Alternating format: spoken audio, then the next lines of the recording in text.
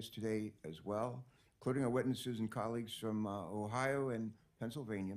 We look forward to the testimony of each one of you. As we know, last month news broke about an environmental disaster caused by a Norfolk Southern train derailment near East Palestine, Ohio, less than a mile from the Pennsylvania border.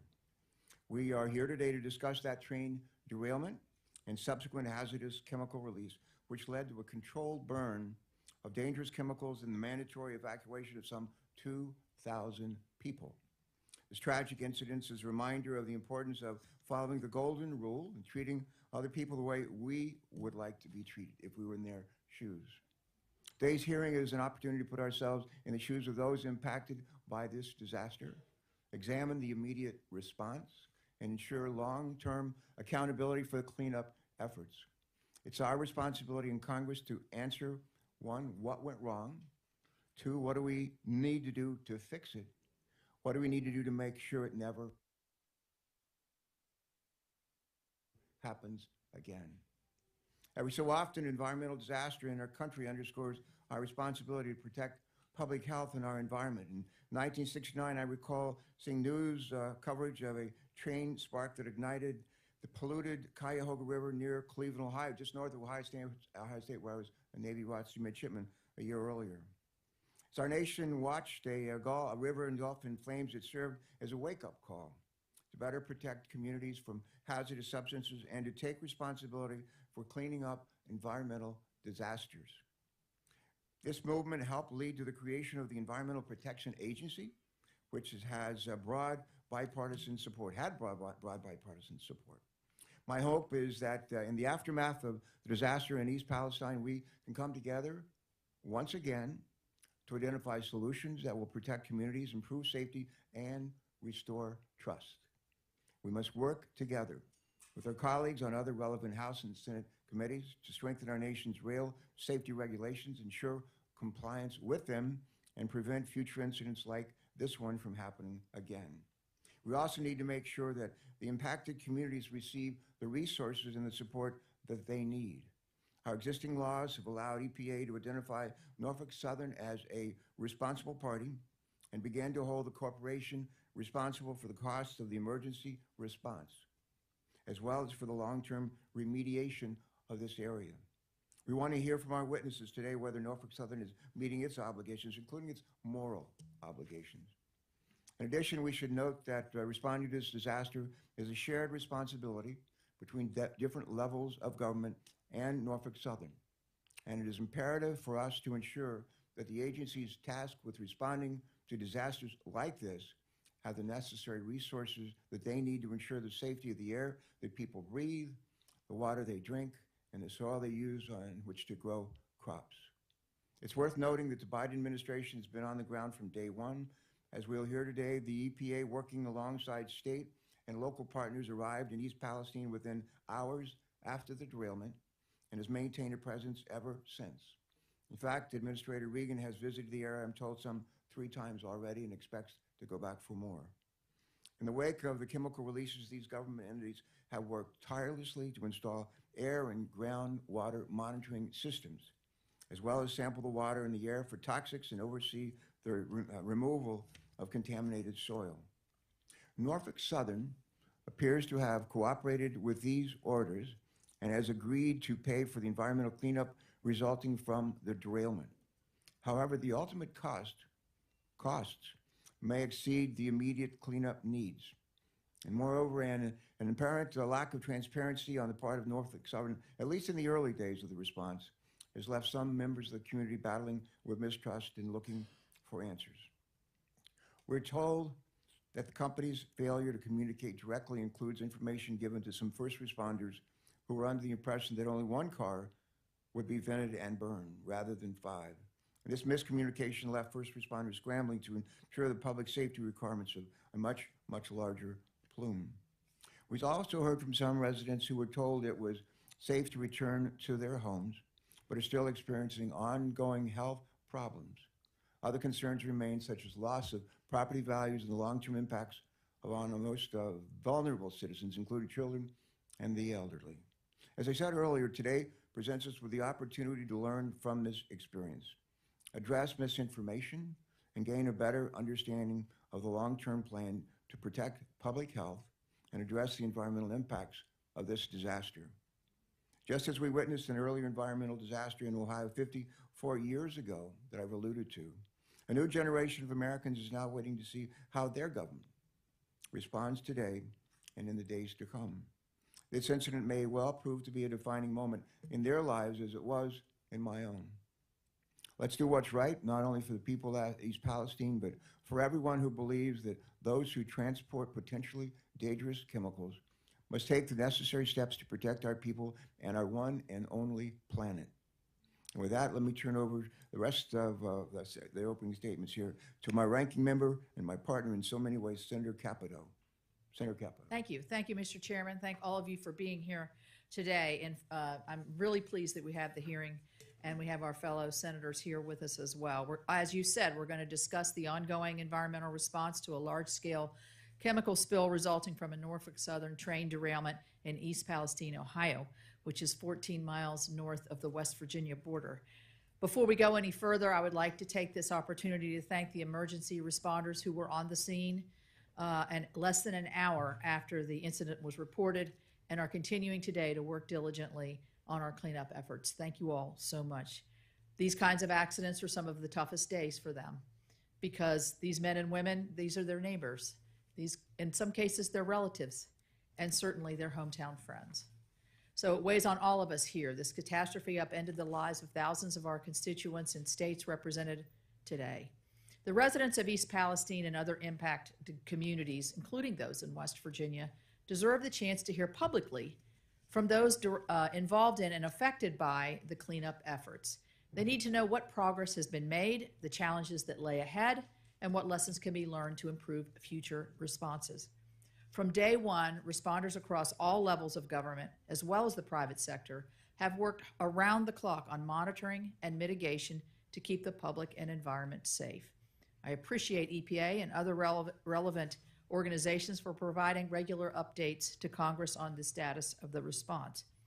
However, I want to convey to all of you that the public deserved a better level of transparency and much, much sooner. A month after the accident, it's clear to me that EPA's risk communication strategy fell short.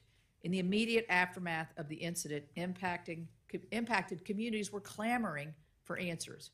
While we're well aware that monitoring efforts and response planning need to be sound, we need to understand why it took so long for the EPA to get accurate data to the public. This is especially true when organizations like the Ohio EPA and the Ohio River Valley Sanitation Commission, better known as ORSENCO, both represented on our panel today, managed to provide data and safety information to the public quicker. That even includes they were distributing EPA data faster than the agency itself was willing to, not only with the public, but also during briefings and conversations with the affected congressional offices. In the absence of adequate transparency to the public, that just opens up a gap for social media, armchair citizen scientists, and political pundits on both sides to fuel false narratives that have further undermined that public confidence in the response to the derailment. With each week passing, the confusion seemed to grow. Even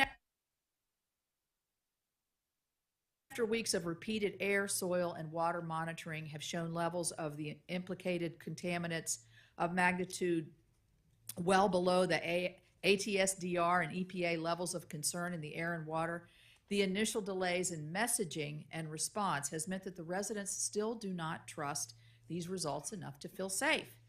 And trust is essential in these situations. That has been made worse, I think, by a lot of the misinformation that we've seen. You can't address fear and mistrust by pointing residents to an EPA website filled with fact sheets and press releases. Risk communications needs to be done in a clear but compassionate, relatable manner right down there where it's happening. So why did it take weeks for the EPA administrator to drink the water he repeatedly told residents was safe?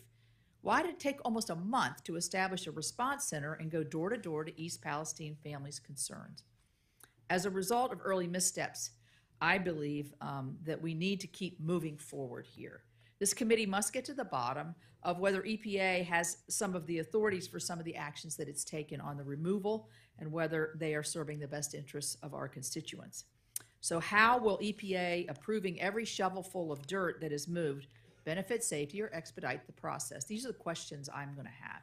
How and why is EPA prohibiting contaminated soil and water from leaving the state of Ohio for into qualified destruction facilities? How's that going to improve outcomes?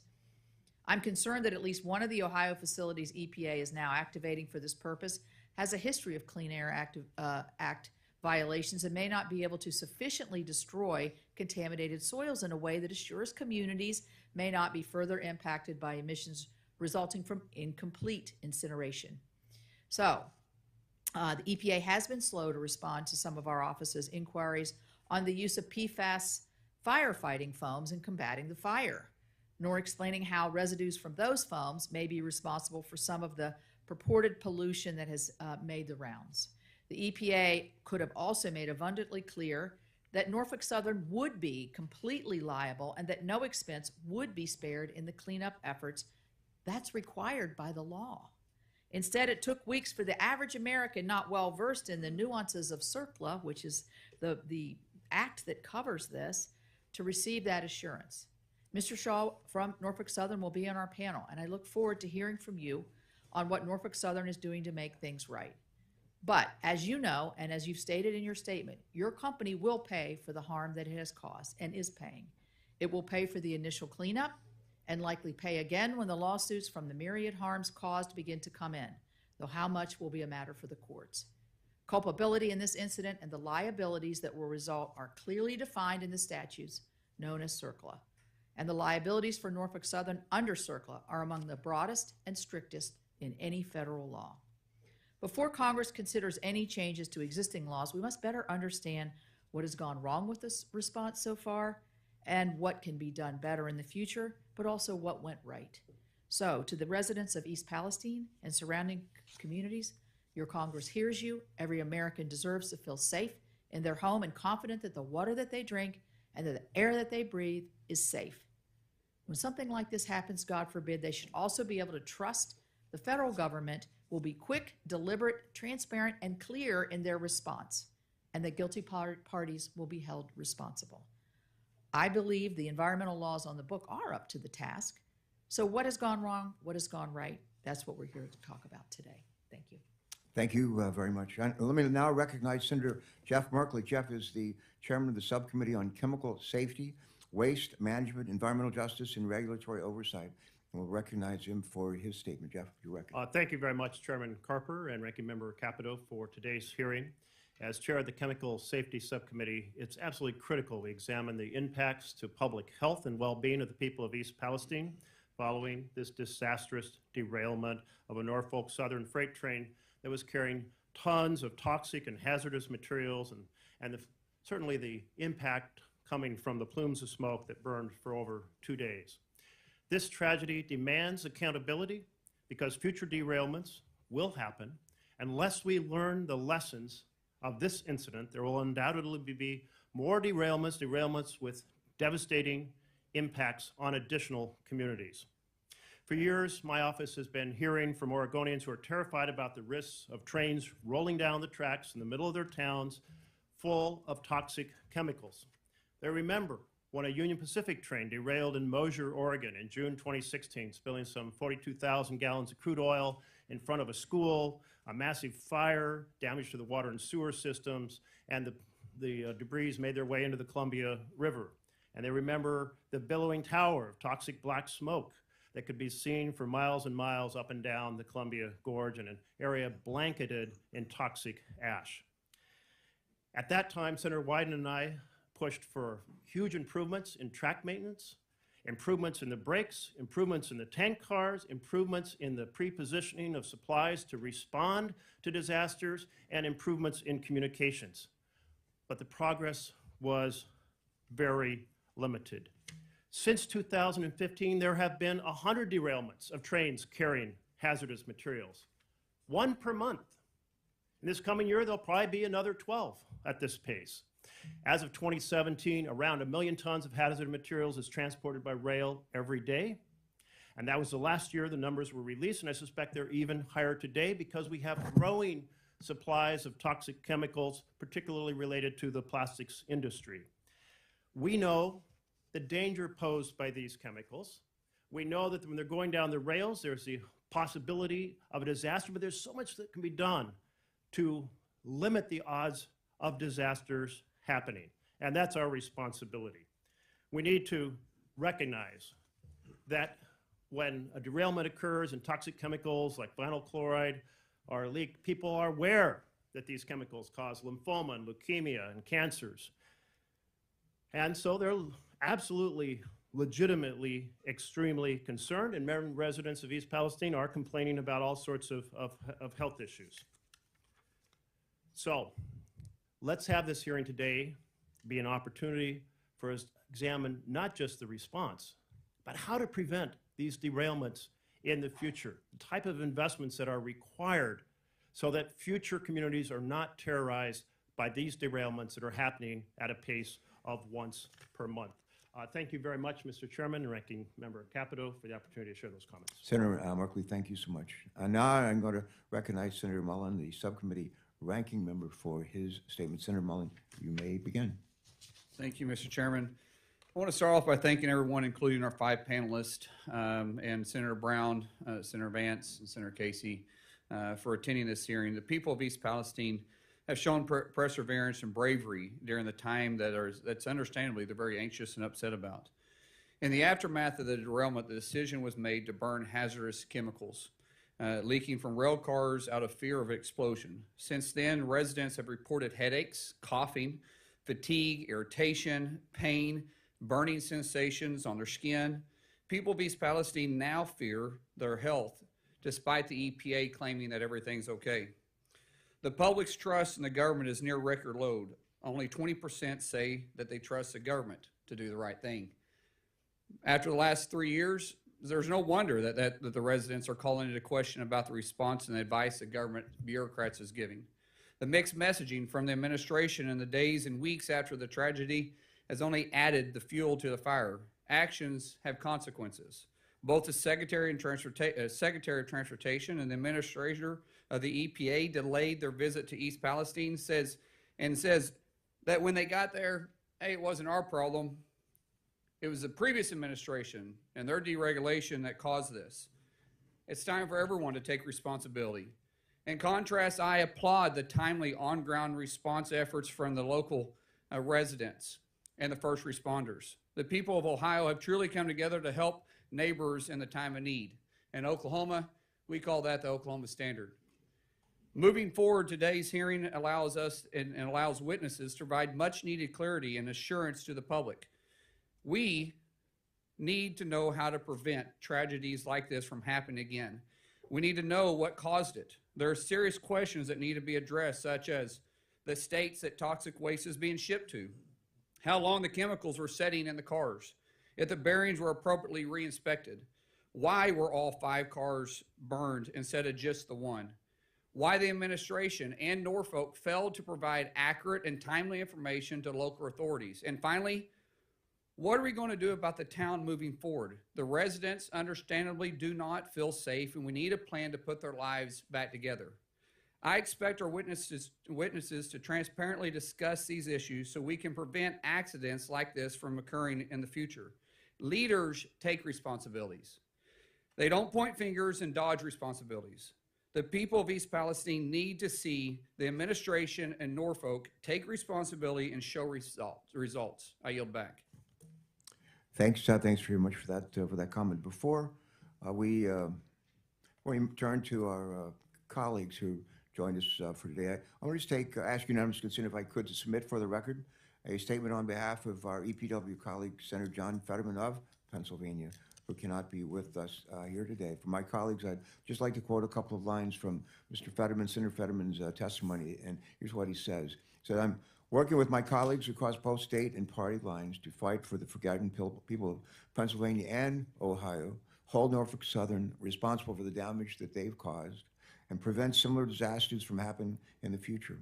I'd specifically like to thank my colleagues from Ohio, Senator Sherrod Brown and Senator J.D. Vance, for being great partners with Senator Bob Casey and myself throughout this process. Senator Fetterman later states in his testimony, and I quote, "My hope is that we answer this disaster caused by egregious negligence from Norfolk Southern with real policy solutions that will hold Norfolk Southern and other similar companies accountable while making American families safer in the future." I believe that the legislation introduced last week is a great step. And I look forward to getting some answers today and continue to work with my colleagues to get Pennsylvanians and Ohio's alike the resources that they need. And that's his statement. We thank him for it. We now turn to our colleagues who joined us here today. First, I want to recognize Senator Bob Casey. Senator Casey from Pennsylvania, you're welcome to proceed when you are ready. Please proceed. Thank you, Chairman Carper, Ranking Member Capito, and members of the committee for holding today's hearing. I'm grateful to provide some testimony. I'm also grateful that I'm running ahead of both of my colleagues, Senator Brown and Senator Vance, because of my chairmanship of the Aging Committee, which is we're starting a hearing rather soon, so I appreciate their indulgence. I do want to thank both Senator Brown, Senator Vance, and Senator Fetterman for working with us and others on this bill. Representative DeLuzio of Pennsylvania as well has worked on this in the House, I know, with others. And wanted to start from the Pennsylvania side of this. Darlington Township, Pennsylvania, Beaver County, right on the Ohio border. As many of you know, the derailment occurred just literally feet away from the Pennsylvania border. And I know you'll hear today from Eric Brewer, who's the Director of Emergency Services and Chief of Hazardous Materials Response from Beaver County, and I'm grateful for his testimony. I'll just quote maybe three people. That's all I'll do in the interest of brevity. The first is Police Officer Dan Frederick about his experiences on the ground that night, and I'm quoting him. As a first responder, particularly as a police officer, we all know and understand the risks that come with our line of work. However, we usually know or have an idea of when something or someone can kill us. When I left my two boys and wife to respond to the, quote, hot zone, I was expecting to be informed of exactly what was on the train and the potential health hazards. To say I was scared the night of the derailment is an understatement, unquote. I've also heard from residents about their fear of long-term health impacts and the safety of their families and communities moving forward. Jenny Santana of Darlington Township said, and I quote, "I want to know it's safe to stay here. All the people deserve honest answers, and nobody's getting them. If it were your children and your children's lives in question, how far away would be safe? Please hold them accountable and make them help us," unquote. Farmers in the region, I've heard, and I know my colleagues have heard the same, are concerned as well. They want help from the Department of Agriculture. They want certainty that their crops and their livestock are safe and free from contamination, and that the food supply and their livelihoods are safe. Farmer and Darlington Township Chair Mike Carrion said, quote, we along with countless other local agricultural producers have years invested in telling our stories and developing relationships with our customers. The stories of working in harmony with nature to produce a superior product. This story was ripped to pieces on the day of the derailment. It's now our responsibility to do damage control for Norfolk Southern's negligence while absorbing revenue loss of canceled orders. The economics of our industry is very emotionally driven. Emotions are now being driven by perception and lack of information. We need testing. We need factual information. We needed this yesterday, and we're still not seeing that response, unquote. So these residents are scared, particularly the potential exposure that could lead to health impacts for themselves and their families for years. And we do have a response, at least for the future. We have a lot of work to do in the near term, but the future has to be about passing the Railway Safety Act that Senator Brown, Senator Vance, Senator Fetterman, and I and others are leading. It's bipartisan. That never happens around here on big bills, or rarely, I should say. It'd be a good start by Norfolk Southern to tell us today, in addition to what more they're going to do for the people of Ohio and Pennsylvania, tell us today that they support the bill. That would help.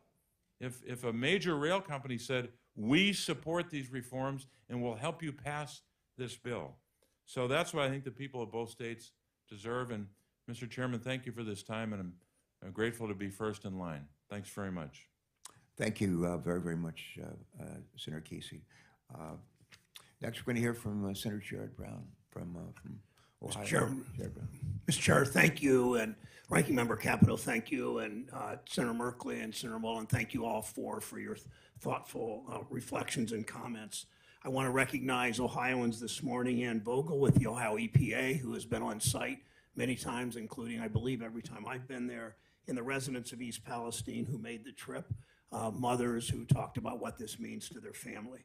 They represent Ohioans in this tight-knit town in Columbiana County, which once made 80% of the ceramics in this country, tableware. They produced 80% for the whole country in this community. They've seen their jobs move overseas where companies pay workers less.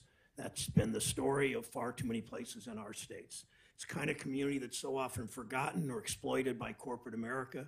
Now these Ohioans are worried about whether their water is safe to drink, the air is safe to breathe, whether their kids will get sick, whether their crops are contaminated, whether they'll still be able to do business and attract investment to the community.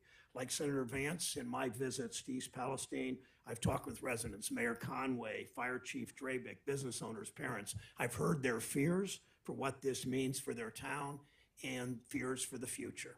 All because a big corporation, Norfolk Southern, chose to invest much of its massive profits in making its executives and shareholders wealthy at the expense of Ohio communities along its rail tracks. East Palestine, Steubenville, Sandusky, and just a week ago, Springfield. The company followed the Wall Street business model. Boost profits by cutting costs at all costs. The consequences for places like East Palestine be damned. In 10 years, Norfolk Southern eliminated 38% of its workforce. Think of that. In a decade, they cut more than a third of their jobs. We've seen what the company did with their massive profits. Norfolk Southern spent $3.4 billion on stock buybacks last year, and we're planning to do even more this year. That's money that could have gone to hiring inspectors, to putting more hot box detectors along its rail lines, to having more workers available to repair cars and repair tracks. Norfolk Southern's profits have gone up and up and up, and look what happened. The NTSB is conducting a special investigation in Norfolk Southern and its culture, investigating 5 significant accidents since December of 2021, including 3 accidents that resulted in the death of a Norfolk Southern employee.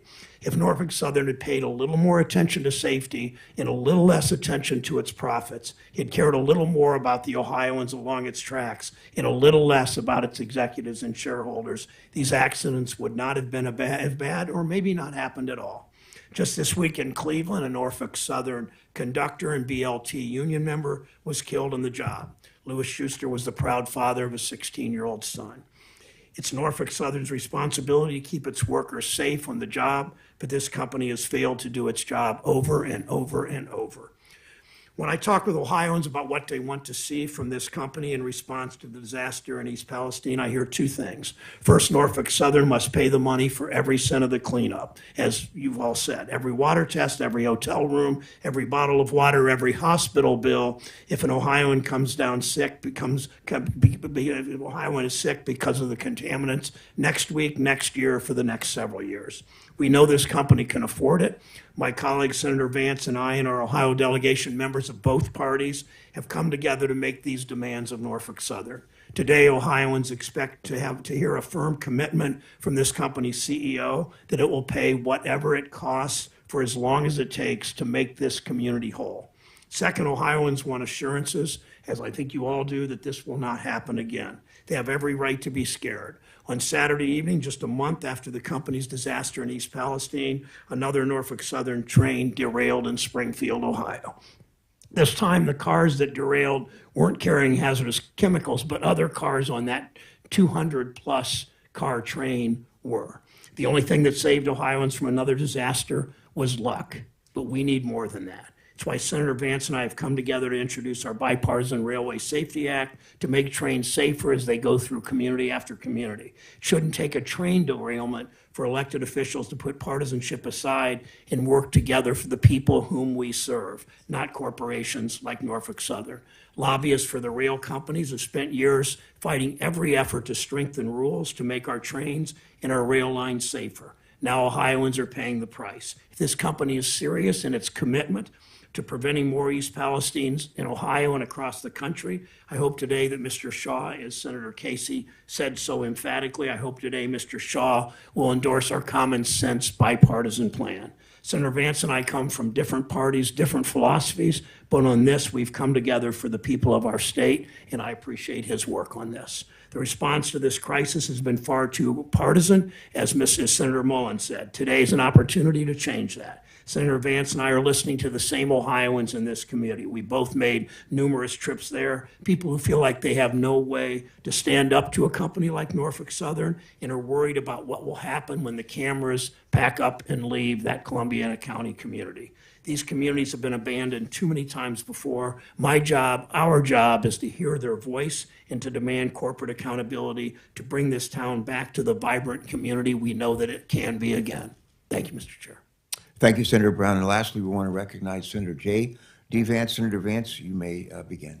Great, thank you. So I want to start by acknowledging the people of East Palestine and Ann at the Ohio EPA who's done a great job on this tragedy, and just say that I think that our leadership, our media, and our politicians were slow to respond to this crisis, in part because a certain segment of our leadership feels like the people of East Palestine are a little out of style. They have the wrong politics. They're a little too rural, maybe a little too white. And I want to thank Senator Capito and Senator Carper, the chairman and ranking member, and all of you for paying attention to this, for caring about this issue, and for showing leadership on it. I think the most important message to the people of East Palestine is that we will not forget about them in the months and years to come. And I think this committee hearing reinforces that message. So it's very personally meaningful for me to be here. I want to also talk about something that hasn't gotten enough attention, but I think is an important part of what's going on the ground right now in East Palestine, which is the cleanup of the toxic chemicals that are in the ground, and they're still in the ground. Now, 2 weeks ago, I would have told you, and I said very publicly, that I was frustrated with Norfolk Southern from Allen Shaw on down for the refusal to dig up the railroad tracks and dig out the toxic chemicals, which is their responsibility to do. I am happy to report that it appears that Norfolk Southern has finally started to do the cleanup in earnest, but now the EPA is making it harder to get the materials out of Ohio in the first place into properly licensed facilities. Right now, as we speak, there are piles of dirt accumulating in East Palestine, piles of dirt filled with toxic chemicals that haven't been moved out of the state in a week. What happens if it rains? What happens if the very toxic dirt that we just dug out of the ground begins to seep back into the ground, causing problems for the air and water for the residents of East Palestine? We need leadership. We need the EPA to get on the ground and aggressively get this stuff out of East Palestine into properly licensed facilities. It's maybe the most important and most pressing thing that's confronting the community of East Palestine today. And again, I thank Ann for her leadership on that particular issue.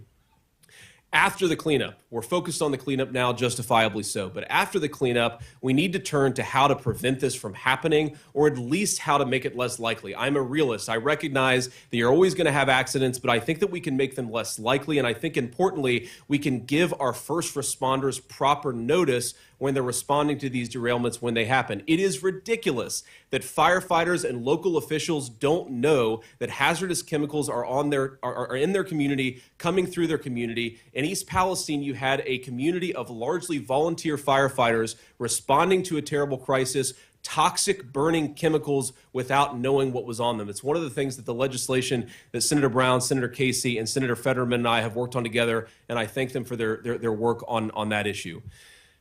I want to talk I want to leave the committee with just a couple of additional thoughts here. I'm a Republican. I'm a pretty conservative Republican, and I worry that there has been a movement in my party and in my movement in response to the legislation that I proposed that would not hold Norfolk Southern or the rail industry accountable. I want to be explicit about that. Now, I'm not talking about returning, and this bill is not returning to the days of rate setting. The 1980s level airline and rail deregulation, I think in a lot of ways was good for consumers and good for the industry. But that doesn't mean we cannot have reasonable public safety enhancements in response to what happened in East Palestine. Now, I've talked to a number of my Republican colleagues, and nearly everybody has dealt in complete good faith, whether they like the bill or have some concerns about it. And these comments are not directed at them. Who they are directed at is a particular slice of people who seem to think that any public safety enhancements for the rail industry is somehow a violation of the free market. Well, if you look at this industry and what's happened in the last 30 years, that argument is a farce. This is an industry that enjoys special subsidies that almost no industry enjoys. This is an industry that enjoys special legal carve-outs that almost no industry enjoys. This is an industry that just 3 months ago had the federal government come in and save them from a labor dispute. It was effectively a bailout, and now they're claiming before the Senate and the House that our reasonable regulation, our reasonable legislation is somehow a violation of the free market. Well, pot, meet the kettle, because that doesn't make an ounce of sense. You cannot claim special government privileges. You cannot ask the government to bail you out and then resist basic public safety. Now, let me just say this. You've heard a lot of talk from my fellow Republicans, and I think that talk is very justified, that we are the party of working people in this country. There's been a big political realignment in this country over the last 30 years, a political realignment that, frankly, I benefited from.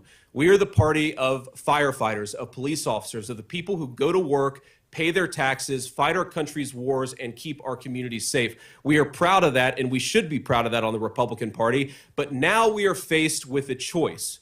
With this legislation and how we respond to this crisis, do we do the bidding of a massive industry that is in bed with big government, or do we do the bidding of the people who elected us to the Senate and to the Congress in the first place? I believe that we are the party of working people, but it's time to be the party of working people. We have a choice.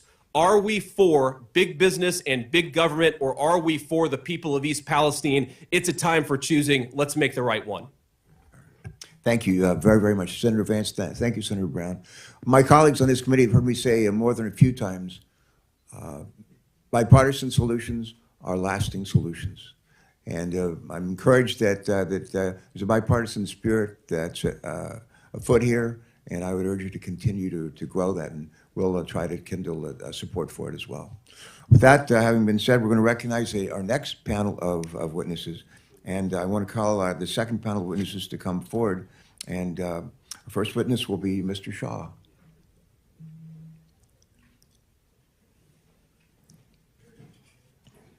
In addition to Mr. Shaw, we will be hearing from Deborah Shore, the Regional Administrator for Region 5 of the Environmental Protection Agency.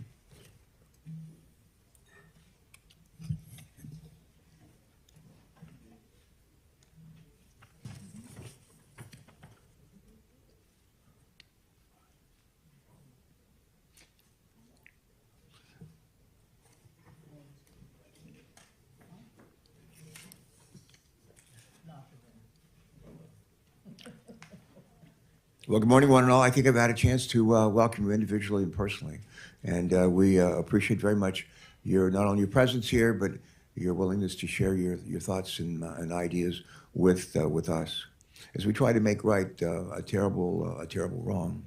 We're going to turn to our first witness, and it's Alan Shaw. I appreciate the time you spent with me on the phone earlier this week. And Mr. Shaw, you may begin your testimony at this time. Thank you. Welcome. Good morning, Chairman Carper, Ranking Member Capito, and distinguished members of the committee. I appreciate the opportunity to testify before you today.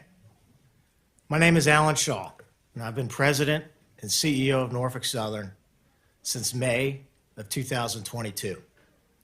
I want to begin today by expressing how deeply sorry I am for the impact this derailment has had on the residents of East Palestine and the surrounding communities.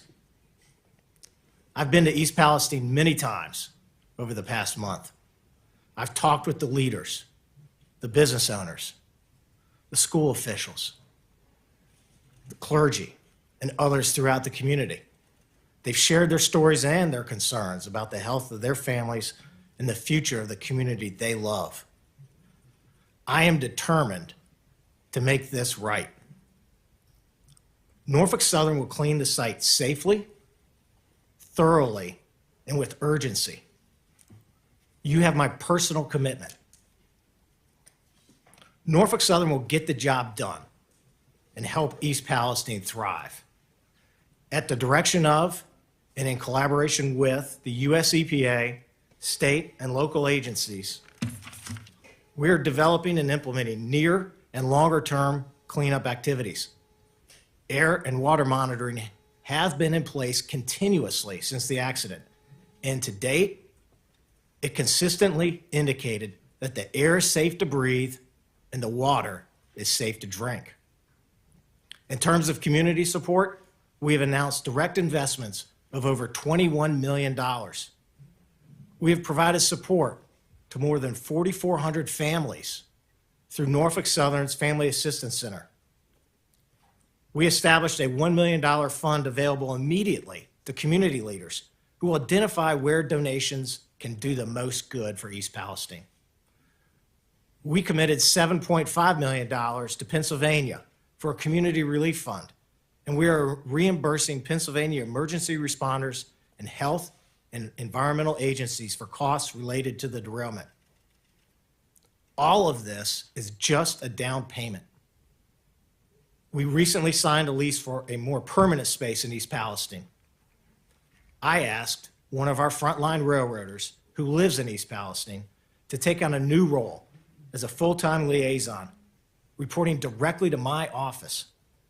He is advocating for the community in my office and overseeing distribution of another $1 million.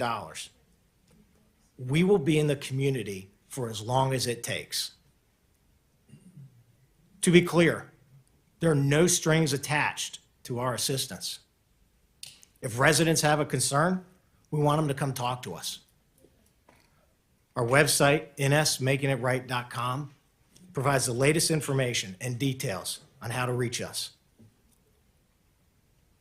We have been cooperating fully with the NTSB's investigation into the cause of the derailment.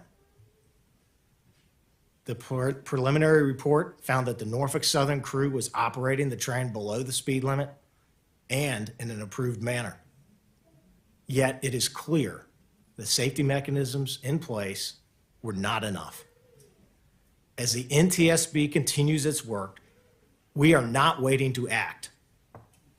Shortly after the derailment, I instructed my team to look at steps we could take to improve safety immediately. And we have announced a number of initiatives to do just that. These steps are just the start, and we look forward to working with policymakers and industry on others. We are also going to make our safety culture the best in the industry. The events of the last month are not who we are as a company. When I began my tenure as CEO 10 months ago, I spent hours in crew rooms all over our 22-state network, thanking our frontline railroaders and asking them for their advice. They are proud of the important work they do for the U.S. economy and take safety seriously. I'm going to make sure they've got the right training, the right processes, the right equipment, and the right technology. You have my commitment on that. Since becoming CEO, I have dedicated our company to charting a new course in the industry. I intend to continue working with industry stakeholders, including railcar owners, lessors, shippers, and other railroads, to make industry-wide safety improvements. It's going to take all of us, and Norfolk Southern is eager to lead that effort. Today, I'm proud to represent more than 19,700 Norfolk Southern employees who work every day to offer a safe and efficient means of transporting goods to businesses and families across our great country. When Norfolk Southern is successful, it is because our craft railroaders are getting the job done for our customers and the U.S. economy. Thank you again for the opportunity to appear before you today. I look forward to your questions. Mr. Shaw, thanks very much for joining us today. Thank you for that statement again, for the time you spent with me on the phone recently. Next, we're pleased to welcome Deborah Shore, Deb, the Regional Administrator for Region 5, the United States Environmental Protection Agency. Ms. Shore, you're welcome to begin. Some things have been suggested that the EPA maybe hasn't done everything as well as they could have done, should have done. My sense is that EPA was on the scene like within hours of the derailment, and not only have you been there, a constant presence, but we've seen our administrator, Michael Wiegand, be there, and he'll be there again. So it's important. I commend you for that, and we need for you to stay on the job, right on the scene. So thank you. You're recognized.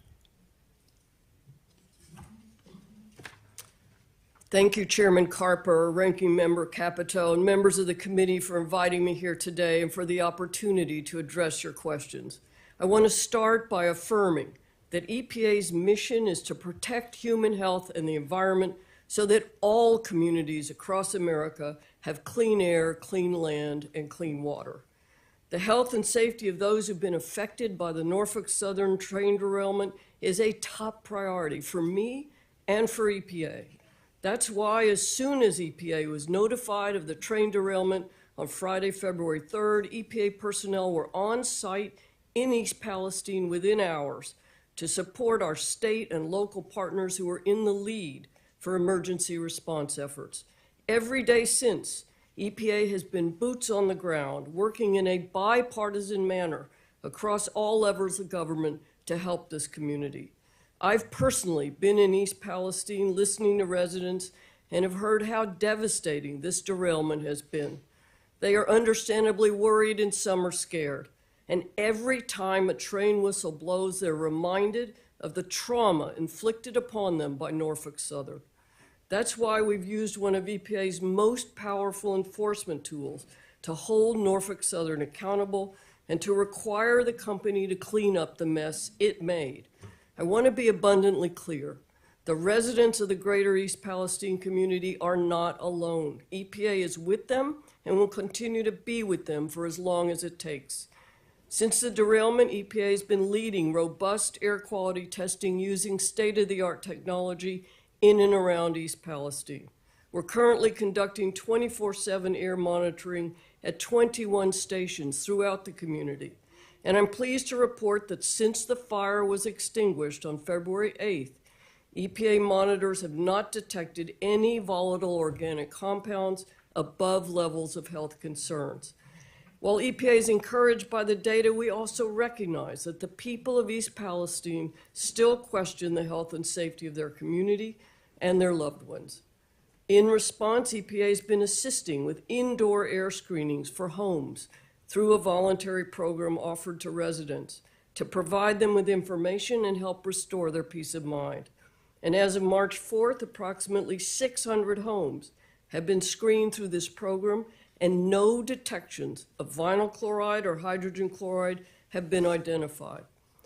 On the water side, Ohio EPA, in partnership with the Pennsylvania Department of Environmental Protection, local health agencies, and public water systems, continues to lead water sampling efforts, with EPA providing support. What I've described so far summarizes EPA's ongoing efforts to protect the health and safety of those living in East Palestine, as well as in the surrounding areas of Ohio and Pennsylvania in the aftermath of this disaster. Now let me turn to how EPA is holding Norfolk Southern accountable. On February 21st, we issued a unilateral administrative order to Norfolk Southern, which includes a number of directives to identify and clean up contaminated soil and water resources, to attend and participate in public meetings at EPA's request, and to post information online, to pay for EPA's costs for work performed under this order. EPA is overseeing Norfolk Southern's cleanup work to ensure it's done to EPA's specifications.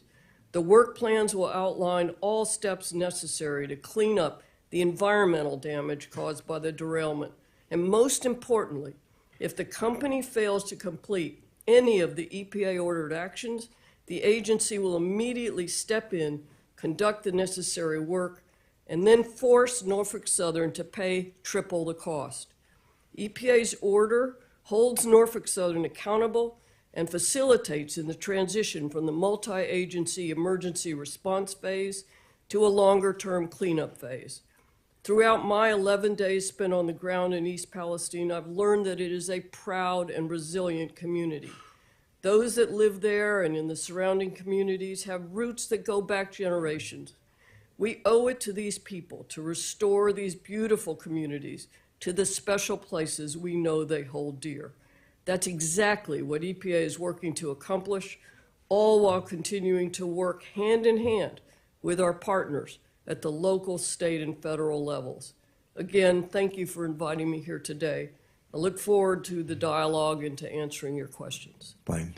Ms. Shore, thank you so much, and convey our thanks to your colleagues at EPA for being there right away on site and staying there right through even today, and keep it up. Everything I do, I know I can do better. I think that's true of all of us. So I would just say let's find ways to do even better going forward. Thanks. Ann Vogel, and then I want you to start off your testimony with answering a question. Explain for folks who might be watching this, how do we have like EPA here, Region 3 EPA, and we have Ohio EPA? How is that? Just take a minute and explain that. It won't count against your time. Thank you, Chairman. Ohio EPA is the Ohio agency dedicated to protecting health and human health and the environment, similar to the work of the U.S. EPA, which covers the whole nation. Yeah, thank you. Go right ahead. We're delighted that you're here. Please proceed. Good morning, Chairman Carper, Ranking Member Capito, and members of the committee. My name is Ann Vogel, Director of the Ohio Environmental Protection Agency. On behalf of Governor DeWine, Lieutenant Governor Houston, and the talented team that I am privileged to represent at the Ohio Environmental Protection Agency, I thank you for allowing me to share our ongoing efforts to protect human health and the environment in East Palestine, a community that I have called home for the past month. Governor DeWine has been to the village regularly to reassure the community that while this is Norfolk Southern's train, their wreck, and their mess, the entire apparatus of state government has been mobilized to assist as East Palestine begins to recover from this traumatic experience. More than a dozen cabinet officials have spent time in East Palestine assessing short-term and long-term needs, answering questions, and standing up support operations such as the free health clinic in town. Ohio EPA has a dedicated team of experts, the Emergency Response Team, with a combined 150 years of experience in environmental emergency management that responded to the derailment within 1 hour of being notified by the railroad. By 12:25 a.m. on February 4th, Ohio EPA was on the scene and immediately began the work of containing the release of chemicals into the nearby Sulphur Run. We have worked around the clock since that day to oversee removal of the gross contamination from the creeks in the immediate derailment area. Ohio EPA's oversight also includes ensuring the safety of residents served by the municipal water system in East Palestine. In the days immediately after the derailment, and now continuing on a weekly basis, the municipal wells are tested for a broad array of chemicals, and all lab reports have indicated that the public water system is safe. There have been no detections of contamination related to the derailment. I'm happy to answer any questions you have about Ohio EPA's response, but what I want to make sure that each of you here, along with the village of Palestine, is that the commitment to stay in East Palestine as long as it takes are not empty words. We live there. The work of Ohio EPA to restore the environment in East Palestine is just beginning. The emergency phase will continue as long as obvious, known contamination remains. For example, we have a large presence on the ground right now as contaminated soil under the tracks is excavated.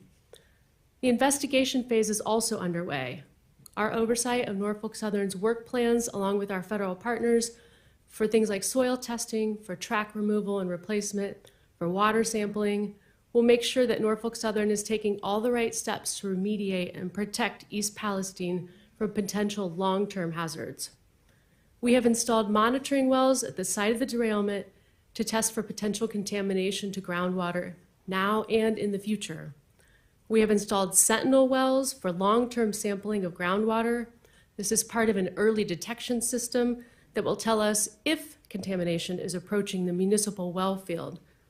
We will test municipal water systems on a weekly basis, and we'll do that using our own labs. We will continue to be 100% transparent, sharing complete lab results immediately. We will attend open houses and town halls and be present in the community, answering questions and refuting misinformation with facts. The data that we collect from each sample, each test, each observation informs the next step that we will take along the path to long-term full remediation. You and your constituents have many of the same questions that I hear from residents of East Palestine every day. How long will we test the water? How long until the fish come back? Can I play in the yard and eat out of my garden? How or when will we know if the damage to our village is worse than we thought or even irreparable? These are legitimate questions, and I am committed to finding answers. I can promise East Palestine that Governor DeWine, his administration, and the whole team at the Ohio EPA will not stop until the science definitively shows that the residents of East Palestine are safe in their community. Again, I thank you for the opportunity to be here today, and I look forward to answering your questions. Thanks very much, Ms. Vogel. Please convey our best to Mike DeWine, who used to serve here, and we're governors and congressmen together as well. Thank you, sir. For some people who are watching this, joining us from across the country, they may be wondering why we have an EPA Region 3 affiliate. The EPA has 10 regional regions that they operate in that they're responsible for. One of them is here represented today for Ohio. The Delaware and West Virginia are in Region 3. That's in Pennsylvania. So the three of us are all Region 3. Every state has a state agency that focuses on environmental protection. In Delaware, it's the Department of Natural Resources and Environmental Control.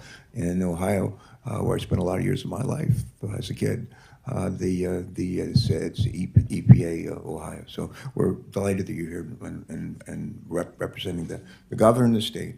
Next, we're going to hear from Mr. Richard Harrison, the Executive Director and Chief Engineer for the Ohio River Valley Water Sanitation Commission, or SENCO. I'm not real big on acronyms, so tell us, before you even start your testimony, Mr. Harrison, tell us what is SENCO, so that anybody happens to be catching this on the television across the country says, oh, okay, I understand that. We are an interstate commission, sir, and we represent 8 states within the Ohio River Basin, and we work on protecting the water quality, the water uses of the interstate waters of the basin. We've been here about 75 years doing this great work. All right. Have you been there for all those 75? Probably not. Almost. All right. No. All right. Thank you. Go right ahead, Mr. Harris. Thank you. Thanks for joining us. Good morning, Chairman Carper, Ranking Member Capito, and members of the committee. My name is Richard Harrison, Executive Director and Chief Engineer of the Ohio River Valley Water Sanitation Commission, we're known as SENCO. We're an interstate commission that carries out our compact signed by 8 states: Illinois, Indiana, Kentucky, New York, Ohio, Pennsylvania, Virginia, and West Virginia, with approval by the United States Congress and participation by the federal government. Since its inception in 1948, SENCO has worked to improve and protect the water quality of the interstate waters of the Ohio River Basin. I appreciate the opportunity to testify before this committee today regarding SENCO's efforts as part of an exceptional partnership to respond to the East Palestine train derailment and downstream impact on the Ohio River. SENCO complex specifies the protection of the interstate waters of the Ohio River Basin as a safe and suitable public and industrial water supply after reasonable treatment. This is a critical service that SENCO provides to the 30 Ohio River surface drinking water utilities to supply the millions of customers that rely on them for safe drinking water. SENCO's ability to excel in this type of response is only possible through the combined efforts of our partners, including the Ohio River drinking water utilities, our member states and governors, the United States EPA, United States Army Corps of Engineers, and other federal partners. I must highlight Ohio Governor DeWine, the Ohio Environmental Protection Agency, and US EPA Region 5 for their on-scene leadership in this particular response. And the Greater Cincinnati Water Works, GCWW, who provided critical laboratory analysis for numerous samples on a 24/7 basis. SENCO has an extraordinary team of 22 professionals and a total annual budget of $3.9 million. This is below our 2003 budget level. I'm very proud of the strong value our organization provides to our many partners that was most recently demonstrated through our successful response to the diluted chemical spill remnants of this event that reached the Ohio River. The foundation of our chemical response is our staff's coordination with our partners, utilizing Orsenco's organic detection system, ODS. The ODS includes 16 scientific laboratory instruments owned and operated by Orsenco, and then on scene operated by the Ohio River drinking water utilities themselves. The system provided the early warning that chemicals from the derailment had reached the Ohio River. The ODS has subsequently provided over 40,000 screening level test results for 30 volatile organic chemicals. Over 130 special samples of the Ohio River were collected by my scientists and analyzed by Greater Cincinnati Water Works Laboratory. The proximity of the leading edge of the diluted spill remnants was tracked by Orsenco's time of travel computer model and confirmed by daily sampling completed by our scientists. This information proved invaluable to our partners. N-butyl acrylate, 2-ethylhexanol, and 2-ethylhexyl acrylate were detected through Orsenco's initial sampling efforts from the Little Beaver Creek, the tributary below East Palestine that feeds the Ohio River near the Ohio River and Pennsylvania border. As a result, we were able to calibrate 6 of our more sophisticated ODS stations to quantify any detections of these chemicals that may be found in the remnants. The Agency of Toxic Substances and Disease Registry, ATSDR, provided invaluable, timely provisional health guidance screening levels for these chemicals to determine what level might pose a health risk to finished drinking water. These screening levels were 560 parts per billion for 2-ethylhexyl acrylate and 200 parts per billion for 2-ethylhexanol. Our highest Ohio River detection for N-butyl acrylate was 4.3 parts per billion, and the analysis results for the other 2 chemicals were all below 1 part per billion. The ATSDR health screening levels and Orsenco's ODS and special sampling data analysis provided the scientific foundation for our conclusion that there were no Ohio River detections at any levels approaching a concern to public health. This information was tabulated, posted on Orsenco's website, and communicated to the public. Orsenco's ability to provide this high level of chemical spill response is dependent upon our ability to secure sustainable funding through the fiscal 2024 federal appropriations process. This includes the organics detection system. If the recent accident has taught us anything, it is that we depend on this system and our capable staff and partners to respond to threats to our drinking water supply.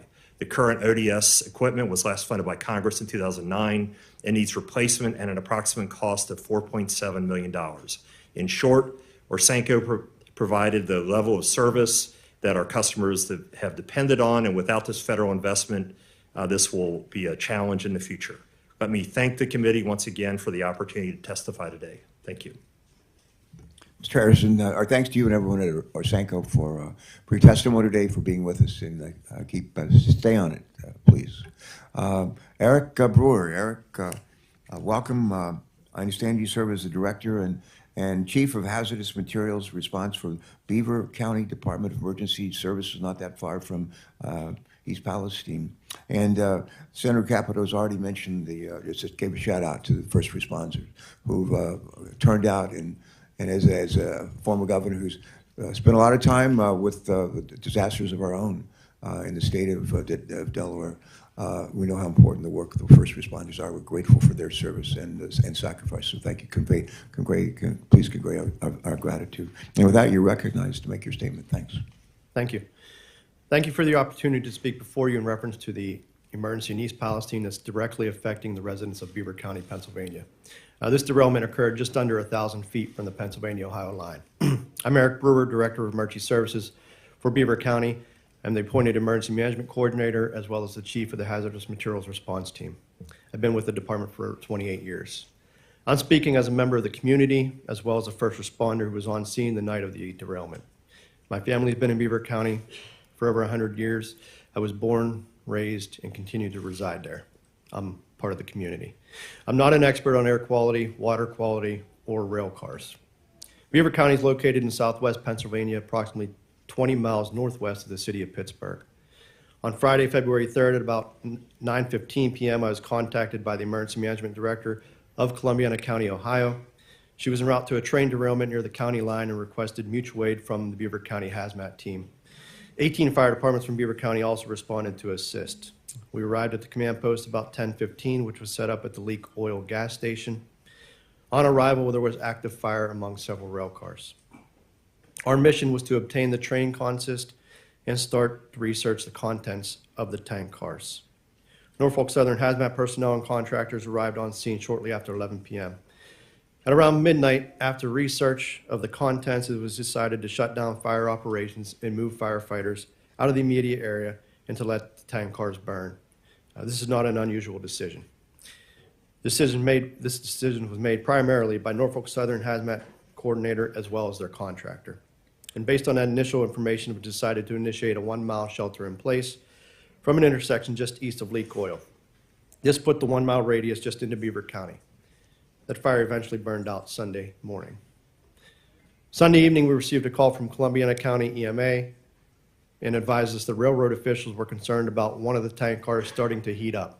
There was a possibility of explosion, and we should consider a 1-mile evacuation.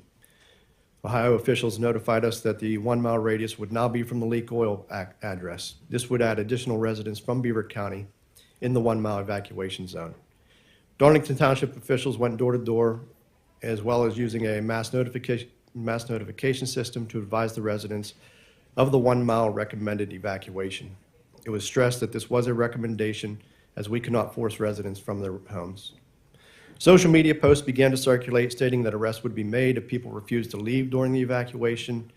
Let me be clear, this was not the case in Pennsylvania, as this was not a mandatory evacuation. Monday morning, we assembled at the Emergency Operations Center in East Palestine. We learned that Norfolk Southern wanted to do a controlled detonation of the tank car in question. We were assured this was the safest way to mitigate the problem.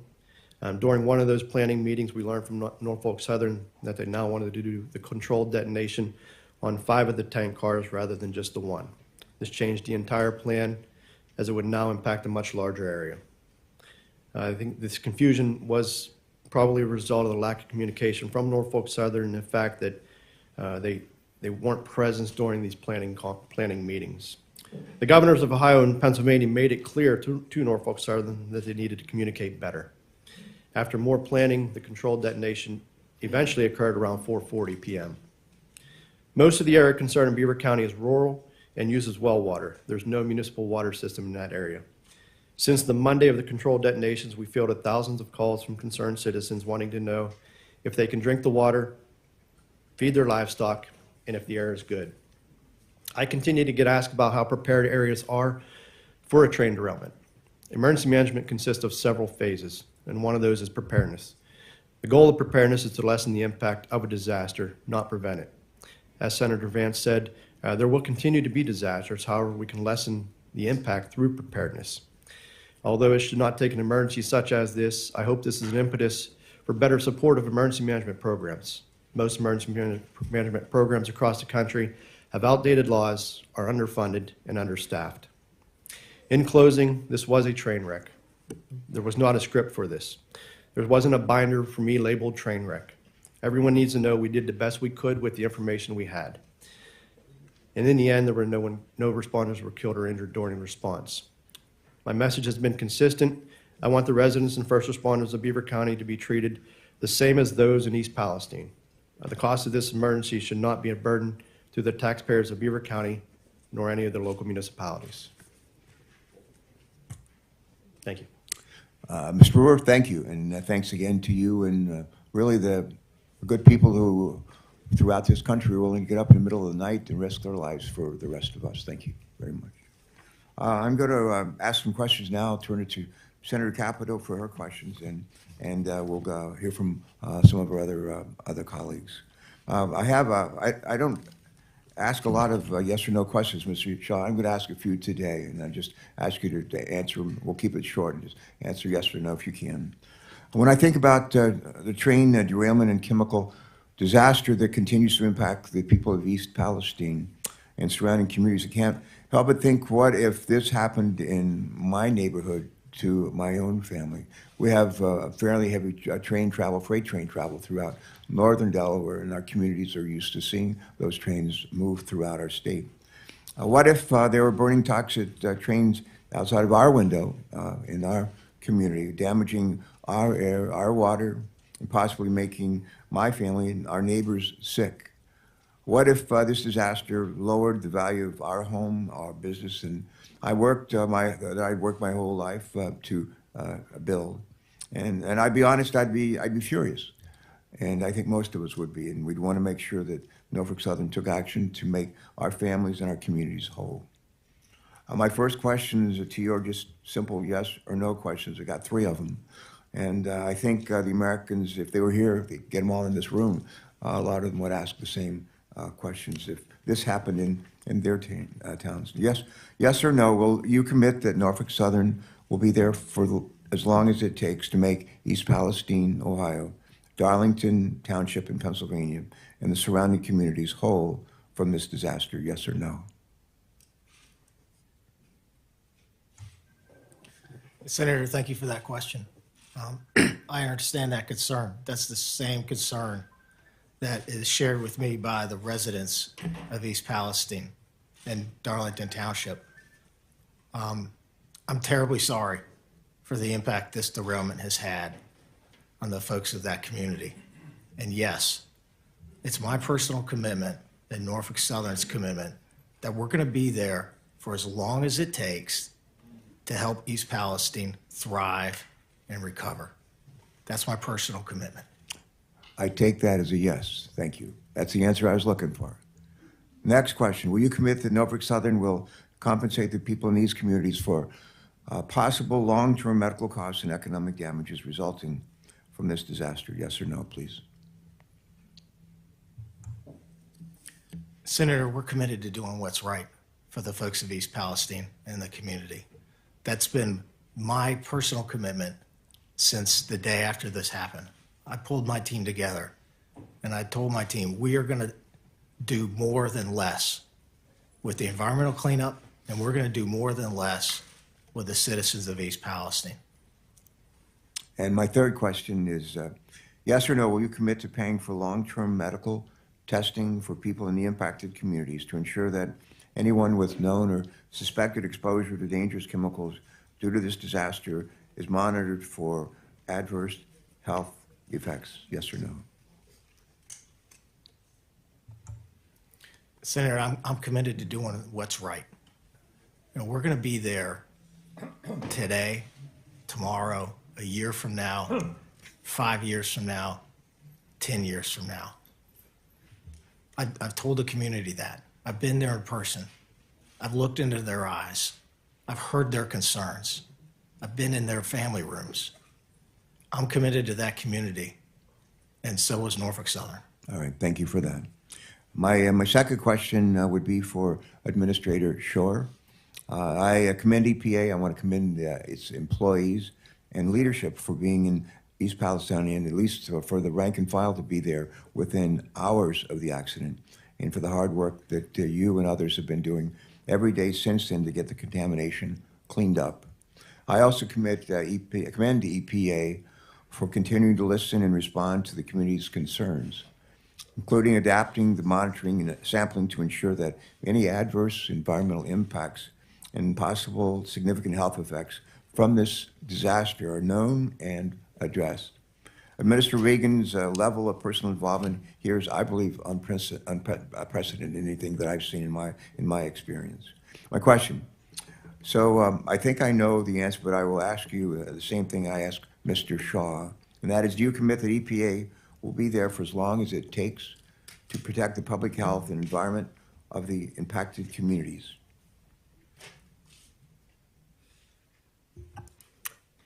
Thank you, Senator Carper. Yes, EPA is committed to continue to work with our partners in the community and make sure they have the support that they need and deserve. EPA will be on the ground as long as it takes. All right, thank you. My last question that I will ask is Director Vogel, to you and to Mr. Brewer. Before this hearing, I had the opportunity to speak with several of the officials involved in response to this incident, including governors of Ohio and Pennsylvania. Governor Shapiro shared with me a letter they had sent to Norfolk Southern on February 14, 2023. The letter asserts that Norfolk Southern did not communicate well with state and local agencies in the early days of the response, which led to confusion as well as concerns that alternative options for safely removing the chemicals were not adequately considered. In your experience, did you receive the information that you needed from Norfolk Southern to adequately make decisions relating to protecting public health and safety? Were there any gaps in communications from Norfolk Southern to responding agencies in the first 72 hours of the derailment that may have contributed to distrust within the impacted communities? And if so, has Norfolk Southern satisfactorily addressed any such communications gaps since that time? Ms. Vogel. Mr. Chairman, thank you for your question. I do believe there were quite a few gaps in communication and missteps in the very early hours of following the derailment. I do believe that those gaps in communications have been addressed. I believe the teams are working well together on the ground today. But yes, things could have been handled better in the beginning hours. All right, thank you. Mr. Burr, same question. Were there any gaps in communications from Norfolk Southern to responding agencies in the first 72 hours or so of the derailment that may have contributed to distress within the impacted communities? And if so, has Norfolk Southern satisfactorily addressed such communications gaps since that time? Thank you. The boots on the ground crews were great to work with. It seems as bosses or management gets there, that's where the communication failures start. And that's probably why we're here today. The decision to go from the 1 tank car to the 5 was jaw-dropping. And that impact, just because of the impact it had. Since then, they did seem to get better, though. All right, thank you. Senator Capito, you're recognized for your questions. Thank you, panel. Yes, ma'am. Thank you. Thank you all for being here. Thank you for your testimony. It's my understanding, this is sort of a table-setting question here, that no one, not the EPA, not the state, not Norfolk Southern, has been making these cleanup decisions in a vacuum. That instead, a unified command group of these entities and experts have all had input into these major decisions. So for everybody who's here, could I have a show of hands or whose organization is represented in this unified command group? Do you have a comment? We used to be, Used. up until like last week or so. Okay. EMA is involved, but it's Columbia. Okay, thank you. And then, is that a fair assessment that I made forward, that these decisions are not made individually, they're made by the unified command? Just, you can shake your heads, yes, if you don't, if you disagree, you can shake. All right, thank you. So I mentioned in my opening statement, I want to go right to the EPA, to Director Shore, and thank you for being on the ground early. I commended you in my opening statement and your organization. I understand that, and this may be something we get into a little bit later. You got Region 5, Region 3, so within 1,000 feet of Pennsylvania. I'm concerned now about something Senator Vance talked about, and this is the hazardous waste disposal that we're seeing right now. Apparently, there are piles and piles of it sitting there right now and not moving. And I understand that facilities in Michigan and Texas that received waste from East Palestine are some of the most qualified in the entire country. The U.S. Ecology Facility in Michigan, for instance, had already accepted 360 tons of soil and 3,000 gallons of liquid in full compliance with their permits. The EPA has stopped. They have failed to give us an answer on what legal authority you used to stop those trucks at the gates of the facility that had already been accepting large volumes of waste. You said in your statement that this is great news because it means the cleanup can continue at a rapid pace. If it's still sitting there, I would say that's a contrarian kind of, that's in opposition of what we're seeing. So all shipments of contaminated soils have been suspended on site to test for dioxins, something that should have possibly been done weeks ago, but there was an insistence, I think, that the dioxin concerns were not as severe as what now you're going back and testing. So let me be clear, this is just, it goes to this whole mixed messages of what's going on here. So help me understand why you have delaying this cleanup efforts, why the piles are still piling up, because anytime you get there, it disturbs not just the chemicals, but it brings the odor, and then here comes the lack of trust right back down onto the community. And so could you help me with this? Is it true that most of the remaining contaminated soil is still sitting there in East Palestine? And when are you going to get it out of there, and where are you going to take it? Or I know you're not doing it. Norfolk Southern's doing it. Go ahead. Yeah. Senator Capito, thank you for that. First, I want to thank you for acknowledging the heroic efforts of all the emergency responders who were on the scene within hours, including EPA on-scene coordinators from both Region 3 and Region 5. And I have them at the front of mine every day, and thanks for acknowledging their efforts.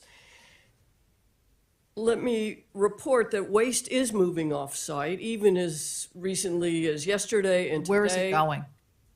Where is it going from this site? To a number of facilities that are EPA approved, that have the capacity to receive the waste, that have contracts with Norfolk Southern, and that have gone through our due diligence and a compliance review, which is necessary once federal EPA issued the order and assumed authority for the cleanup work from Ohio EPA. And we did pause to conduct that necessary due diligence and compliance review, because then all the facilities fell under the CERCLA regulations.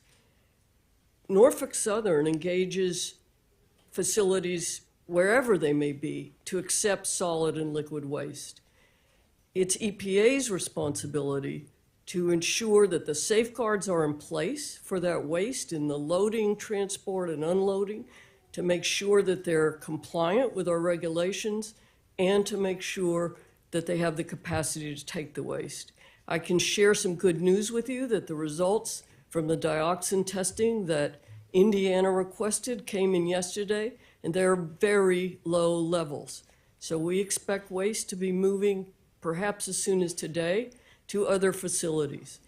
No option is off the table. Okay, so I'd like to see a list of the facilities, and I'd also like to ask, just quickly, if I can have just another minute, why did you wait a month before you started to order the dioxin testing when the community was asking for this? Was that a decision that you made early on, that it wasn't critical, or how was this decision made? Senator Capito, our air monitoring was searching for primary indicators, such as phosgene and hydrogen chloride, immediately during and after the burn. We detected very low levels, which very quickly went even down to non-detect. Without those primary indicators, it was a very low probability that dioxins would have been created. They are secondary byproducts of the burning of vinyl chloride. But we were listening to the community, and they expressed significant concerns about dioxins. Norfolk Southern has submitted a soil sampling plan. It's undergone review by the Unified Command, and our folks will be out sampling soils for dioxins. There's a meeting with agriculture representatives this afternoon. Yeah, well, thank you. The air issue is obviously 30 days late, is a little bit well past the time when the intensity might have been felt more. But thank you for your answers. Thank you. Thanks for those questions. And I'm now going to take a couple of minutes and ask a few questions that were submitted by Senator Fetterman, who can't join us today. But first question would be to respond with regards to railway safety, the bill that's been introduced by several of our colleagues who've spoken here earlier. And my first question is to Mr. Shaw. In light of the derailment in East Palestine and the subsequent derailment and train crash that both happened in the last week, the National Transportation Safety Board and the Federal Railroad Administration have both announced that they will be conducting investigations into the safety of your company. The U.S. Department of Transportation has called on Norfolk Southern to act urgently to improve your focus on safety. And additionally, I, along with Senators Brown, Casey, and Vance, have introduced a bill that would impose common sense measures to improve rail safety. And Senator Fetterman's question is this: will you commit to supporting the Bipartisan Railway Safety Act and help restore the public's trust in your company? Go ahead.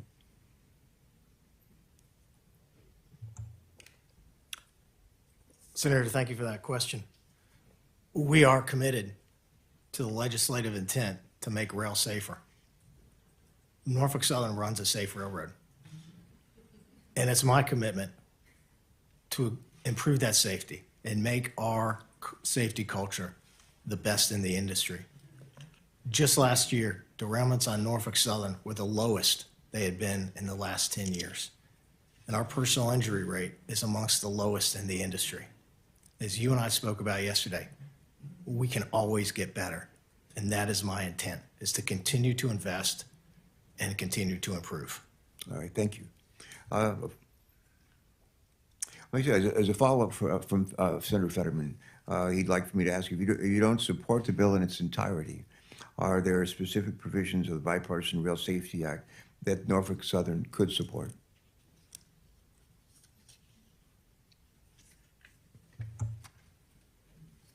Yes, Senator, there are a number of provisions that we would absolutely support. The rail industry has been in support of tighter tank car standards for a number of years, and I understand that's in the bill. We support more training and more funding for first responders. We support enhanced wayside detector technology. And in fact, Norfolk Southern is leading the industry in a number of ways. You saw just this week a 6-point safety plan that included a number of issues in which we're implementing immediately to improve safety, including installing more wayside detectors. The first one was installed yesterday outside of East Palestine. All right, thank you. Another question for you, Mr. Shaw. One more question from Senator Fetterman. His staff has heard from local officials in Darlington Township that Norfolk Southern began giving inconvenience, that's in a quote, inconvenience stipends to individuals with an East Palestine zip code. After requests from Darlington, Beaver County, Senator Fetterman, along with Senator Casey and Congressman Delosio, Norfolk Southern extended the inconvenience stipend, but it's still not clear how wide that area covers. And Senator Fetterman asked, can you please clarify whether Pennsylvanians who left their homes after the derailment are entitled to this financial assistance from Norfolk Southern? Yes, thank you for that question. I'm, again, terribly sorry for the impact and the disruption that this has had on the local communities. I am proud of the fact that Norfolk Southern had established a family assistance center within 24 hours of the derailment. And we've assisted well over 4,400 families, including families from Pennsylvania. And earlier this week, we announced a much more comprehensive package totaling $7.5 million for Pennsylvania. And again, sir, that's just a down payment. All right. A follow-up to that, Senator Fetterman says he believes they need more insight into how Norfolk Southern coordinated with Pennsylvania agencies in the immediate response to the derailment. And while the national attention has been focused on the Ohio side, this derailment occurred less than a mile from the Pennsylvania border. Pennsylvanians live directly downwind from the chemical release and burn. Question, Mr. Shaw, again, it's Senator Fetterman's question. Why weren't the Pennsylvania Emergency Management Agency and Pennsylvania Department of Environmental Protection contacted until hours after the derailment? And is there a process in place to notify the relevant state agencies when a derailment of train cars containing hazardous materials occurs? If so, why hasn't this process been followed in this instance?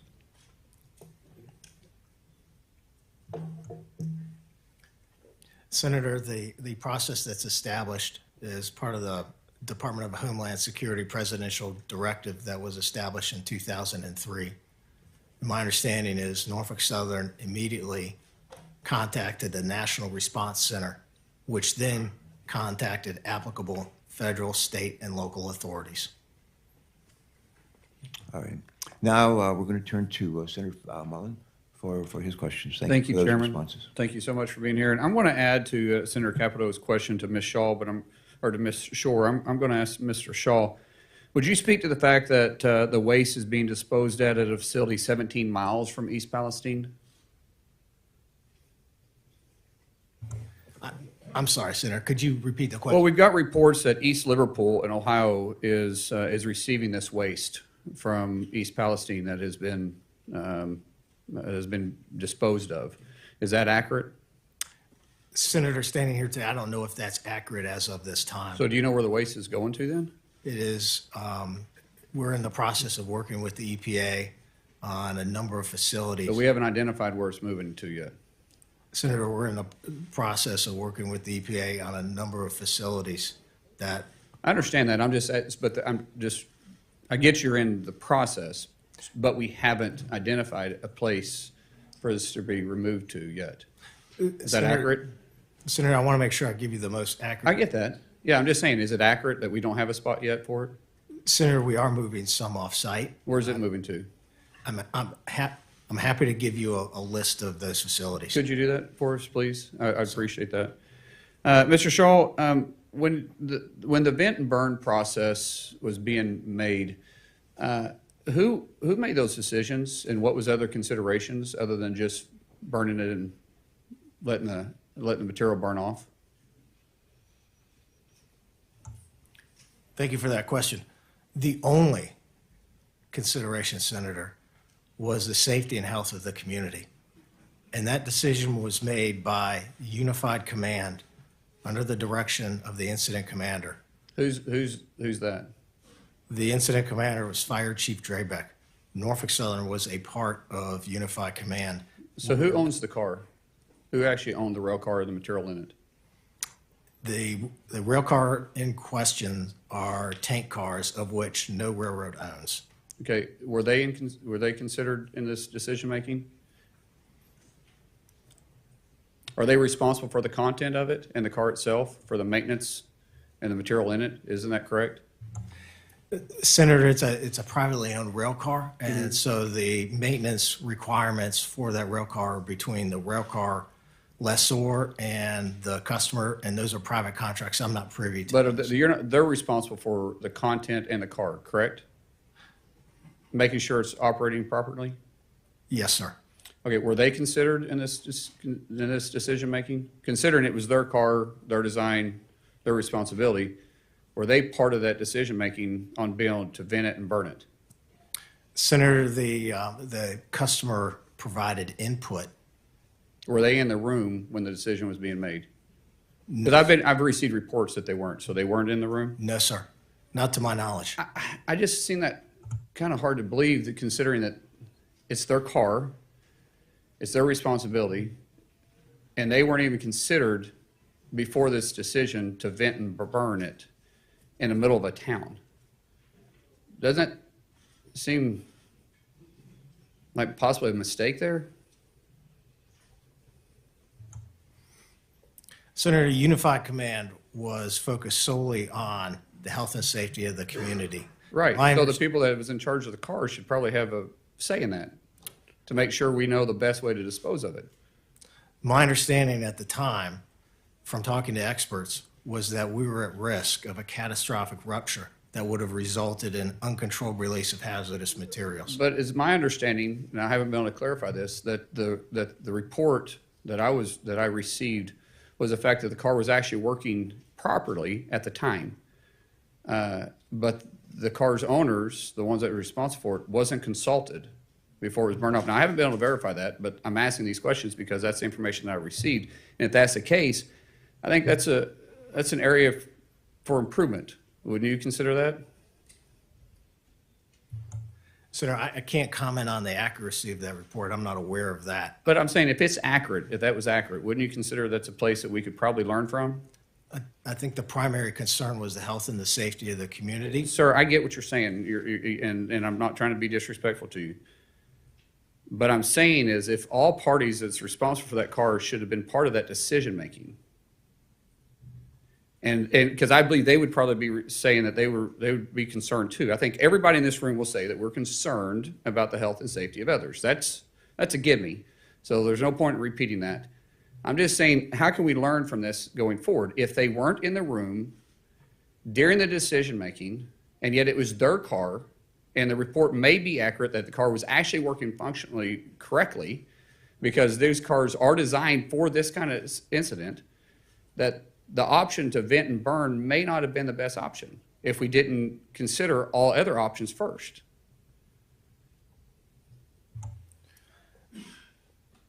Senator, I understand that. The experts on the ground who were there were very concerned about the pressure in a car. Right. We also noted that other cars had been in a pool fire, and their Unified Command was aware that there was a concern for a catastrophic explosion that would shoot VCM gas and shrapnel. I hear you. We're just talking in circles here. Chairman, what I'm trying to get to is the fact that if this car was designed by someone else, and if this car was owned by somebody else, and the function of that car was designed by somebody else and was responsible by somebody else, then how do we know that the car wasn't working properly to begin with?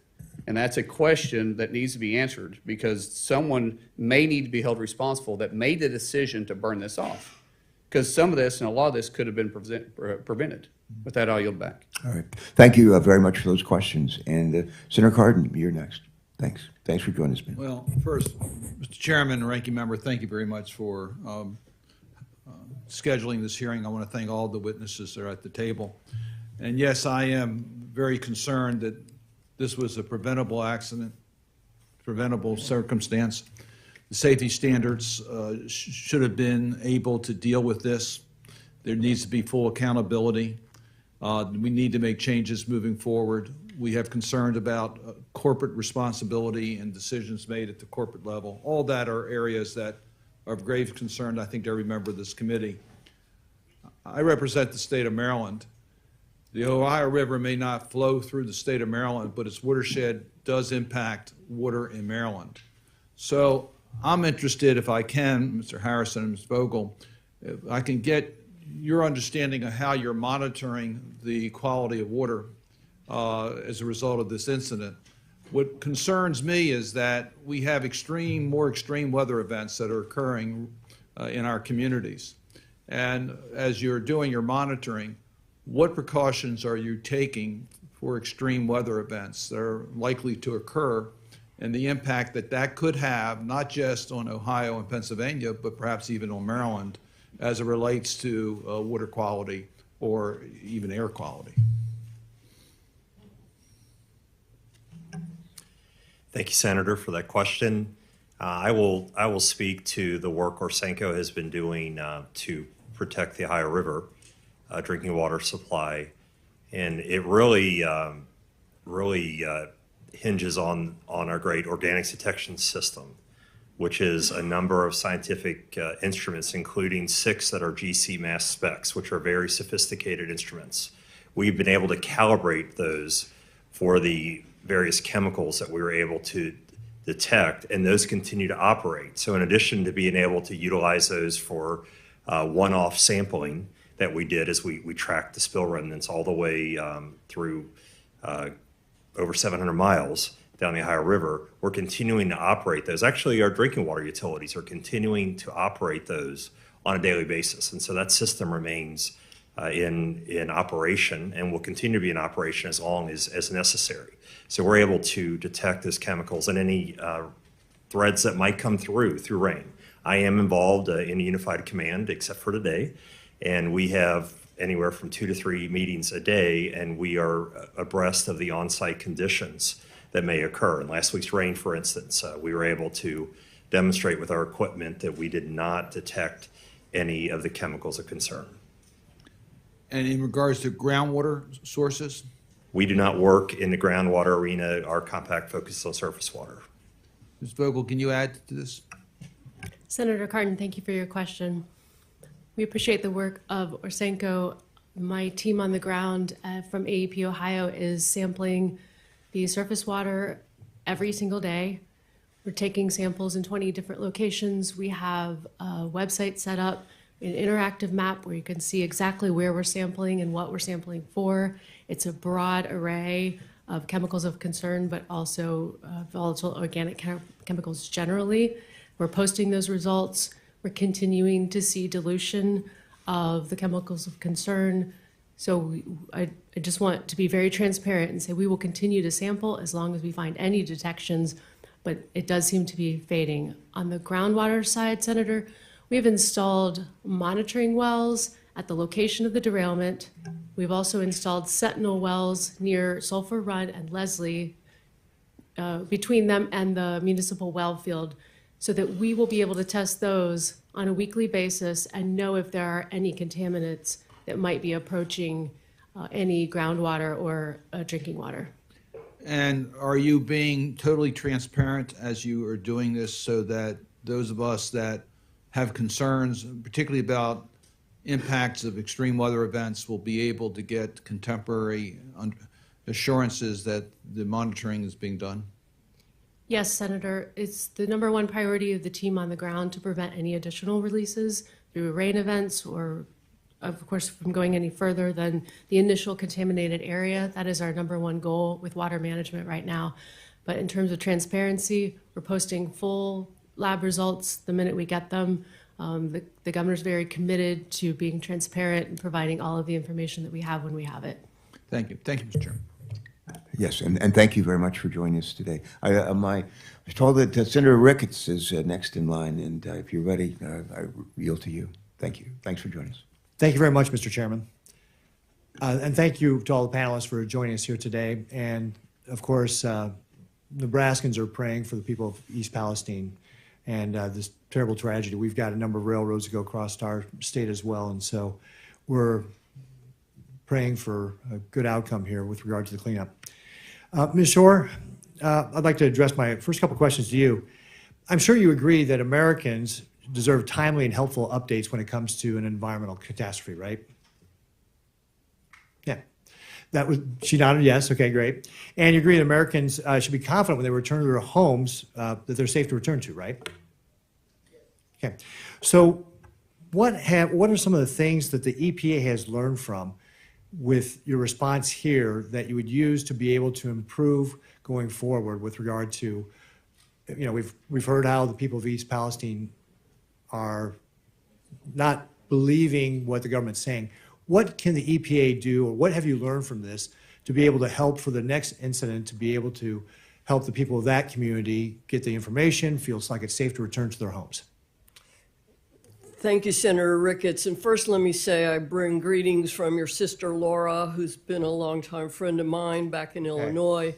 And to your question, we are still enmeshed in the cleanup of the derailment. And that's our primary focus. We need to clean up the site, get the contaminated waste out of there, and then focus on the longer-term remediation. There will be an after-action report, and we'll be able to drill in on what lessons we can learn and how we can do better. But right now, we need to clean up this site as safely and quickly as possible and ensure that the necessary safeguards are in place to protect human health and the environment. All right, thank you, Ms. Shore. Mr. Shaw, I'm going to ask you basically the same questions.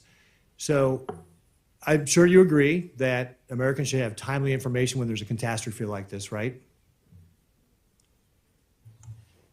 Yes, sir. It's an emotional issue, and it was a devastating derailment for the folks of East Palestine. That's one of the reasons that we set up our Family Assistance Center within 24 hours and have served 4,400 families. We've also established a website, nsmakingitright.com. That's based on feedback that I've gotten from the community as I've walked around and talked to people. They want more information, sir. Yeah. And so I'm sure you agree that people want to know when it's safe to go back to their homes as well.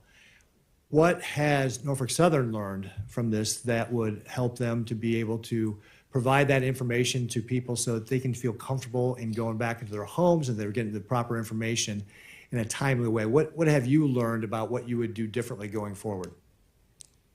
You know, Senator, in the immediate aftermath of this derailment, we had air monitoring in place. We had water monitoring in place. We've been collaborating with the EPA. My understanding is all the tests have shown that the air is safe and the water is safe. Senator, to your point, when we set up our website, I asked the citizens of East Palestine for feedback. I asked them to tell me how we could make it better. And what they have asked for is information on that website on the results of those air tests and the water test. And Senator, I've also made sure that we point folks to the results of the Ohio EPA and the federal EPA air and water tests. They're the experts, and we're here to support them. So is there anything in hindsight that you'd say, hey, we should have done this better when it comes to how we're communicating with the people of East Palestine?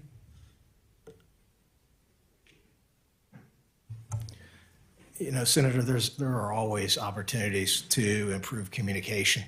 I was there very soon after the derailment. I immediately went to the Norfolk Southern's Family Assistance Center, and I immediately went to the Red Cross shelter. And I told them who I was, and I told them the company I represented. I made sure they knew that I was the CEO of Norfolk Southern. And I also made sure that I asked if they were getting everything that they needed from Norfolk Southern. All right. Thank you very much, Mr. Schaub. I yield back. Thanks, Mr. And I think Senator Sanders, you're next.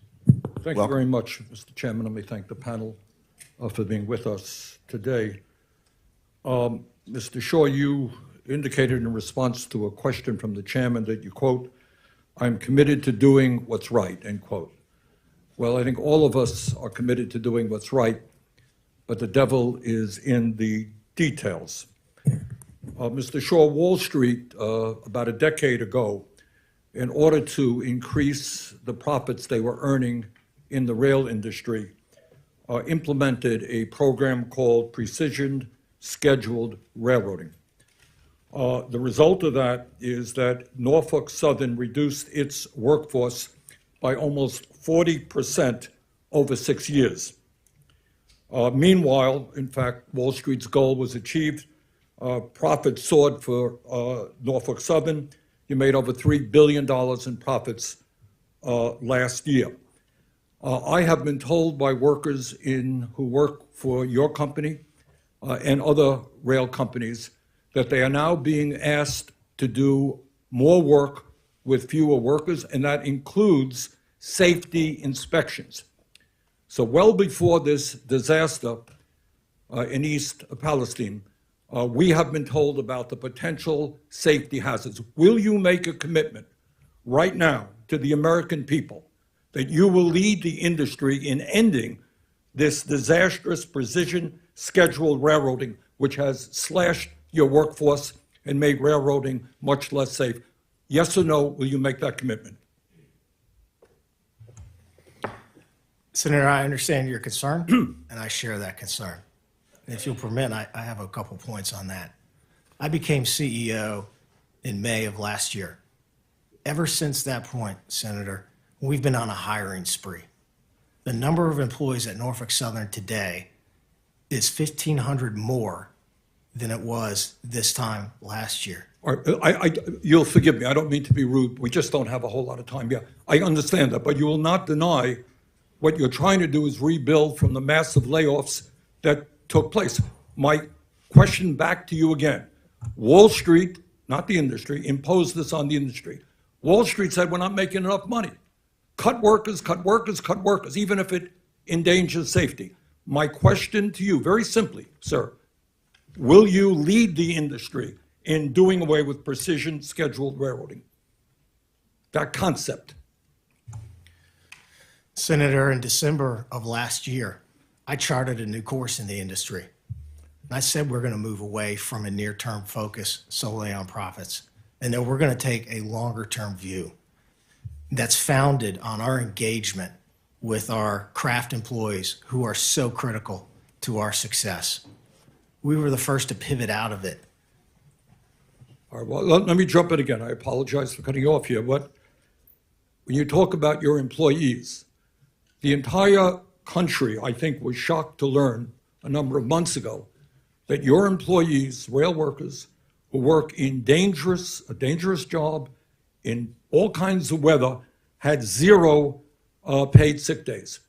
Now, I know that is beginning to change, but I would ask you, given the fact that Norfolk Southern provided $10 billion in stock buybacks recently, can you tell the American people and your employees right now that in order to improve morale in your workforce, that you will guarantee at least 7 paid sick days to the 15,000 workers you employ. I do know you've made some progress. You increased paid sick days for some of your workers. Will you do what most Americans think is pretty obvious, that when you get sick, you get guaranteed paid sick days? Will you make that commitment right now to your entire workforce? Senator, with our latest agreement with our employees, which included a historic 24% wage increase and access to premium health care benefits, we immediately pivoted to talking to each of our local. I've been deeply involved. I introduced the amendment on the floor. I know the issue. But what I'm asking you right now, you provided paid sick days to some of your employees. I got it. Thank you. Will you now do it? What we get here in Congress, our employees get sick, they get paid sick days. Will you make that commitment right now to guarantee paid sick days to all of your workers? That's not a radical demand. It really is not. Will you make that commitment, sir? Senator, I share your focus on our employees. I will commit to continuing to discuss with them important quality of life issues with our local craft colleagues. In all due respect, you sound like a politician here, Mr. Shaw. It's not a deal. Paid sick days is not a radical concept in the year 2023. I'm not hearing you make that commitment to guarantee that to all of your workers. Clearly, we should have that for every worker in America. I'm not hearing that commitment. Will you make that commitment, sir? Senator, I'm committed to continuing to speak to our employees about quality of life issues that are important to them. All right. Well, I'm chairman of the Health Education Labor Committee. We look forward to having that discussion. One last issue. You talked about covering. Senator Graham, Senator Graham is waiting to ask it. So, Bernie, if you just keep it really brief. All right, last question. You talked about covering the needs of the people of East Palestine. Does that include paying for their health care needs? All of their health care needs? Senator, we're going to do what's right for the citizens of East What's Palestine. right is to cover their health care needs. Will you do that? Everything is on the table, sir. Thank you. All right. Thanks. Thank you, Senator Sanders. Senator Graham. Let's just sort of continue what Senator Sanders was talking about. This hearing is designed to make sure that this doesn't happen again. Is precision scheduling, what was the phrase that Senator Sanders used? Precision scheduling? What is it? Precision scheduling railroad. Okay. Did that have anything to do with this accident directly? Senator, thank you for that question. The NTSB report said the Norfolk Southern crew did everything that they were supposed to do, and I personally thank them for that. Okay, so let's get back to what we're here for, is try to solve the problem in front of us. What caused this?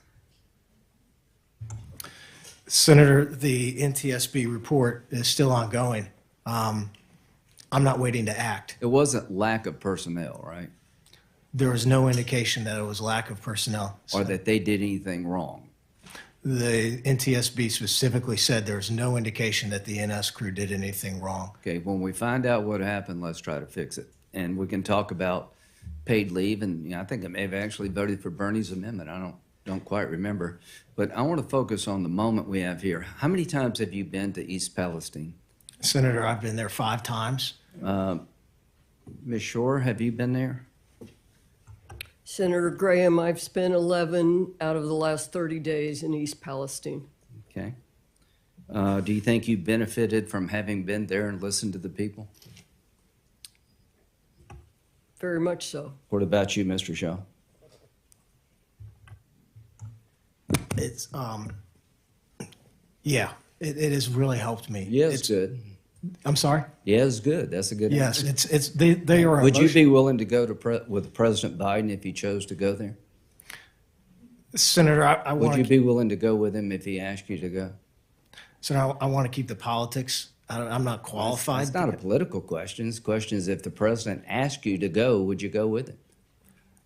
I'll go with anybody who wants to go and help the community of East Yeah, Palestine. Ms. Shore, same for you? If I'm asked to go, I certainly will. Yeah, well, so I'm calling on the president to ask both of you and go. What's the downside of talking to people about going through a big trauma? I'm not, you know, him going there doesn't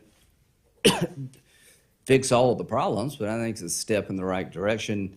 And I just wish he would go there so we could all work to solve the problem. The more we know, maybe I should go there. The bottom line is, would either one of you have a problem living there full time, given the condition on the ground?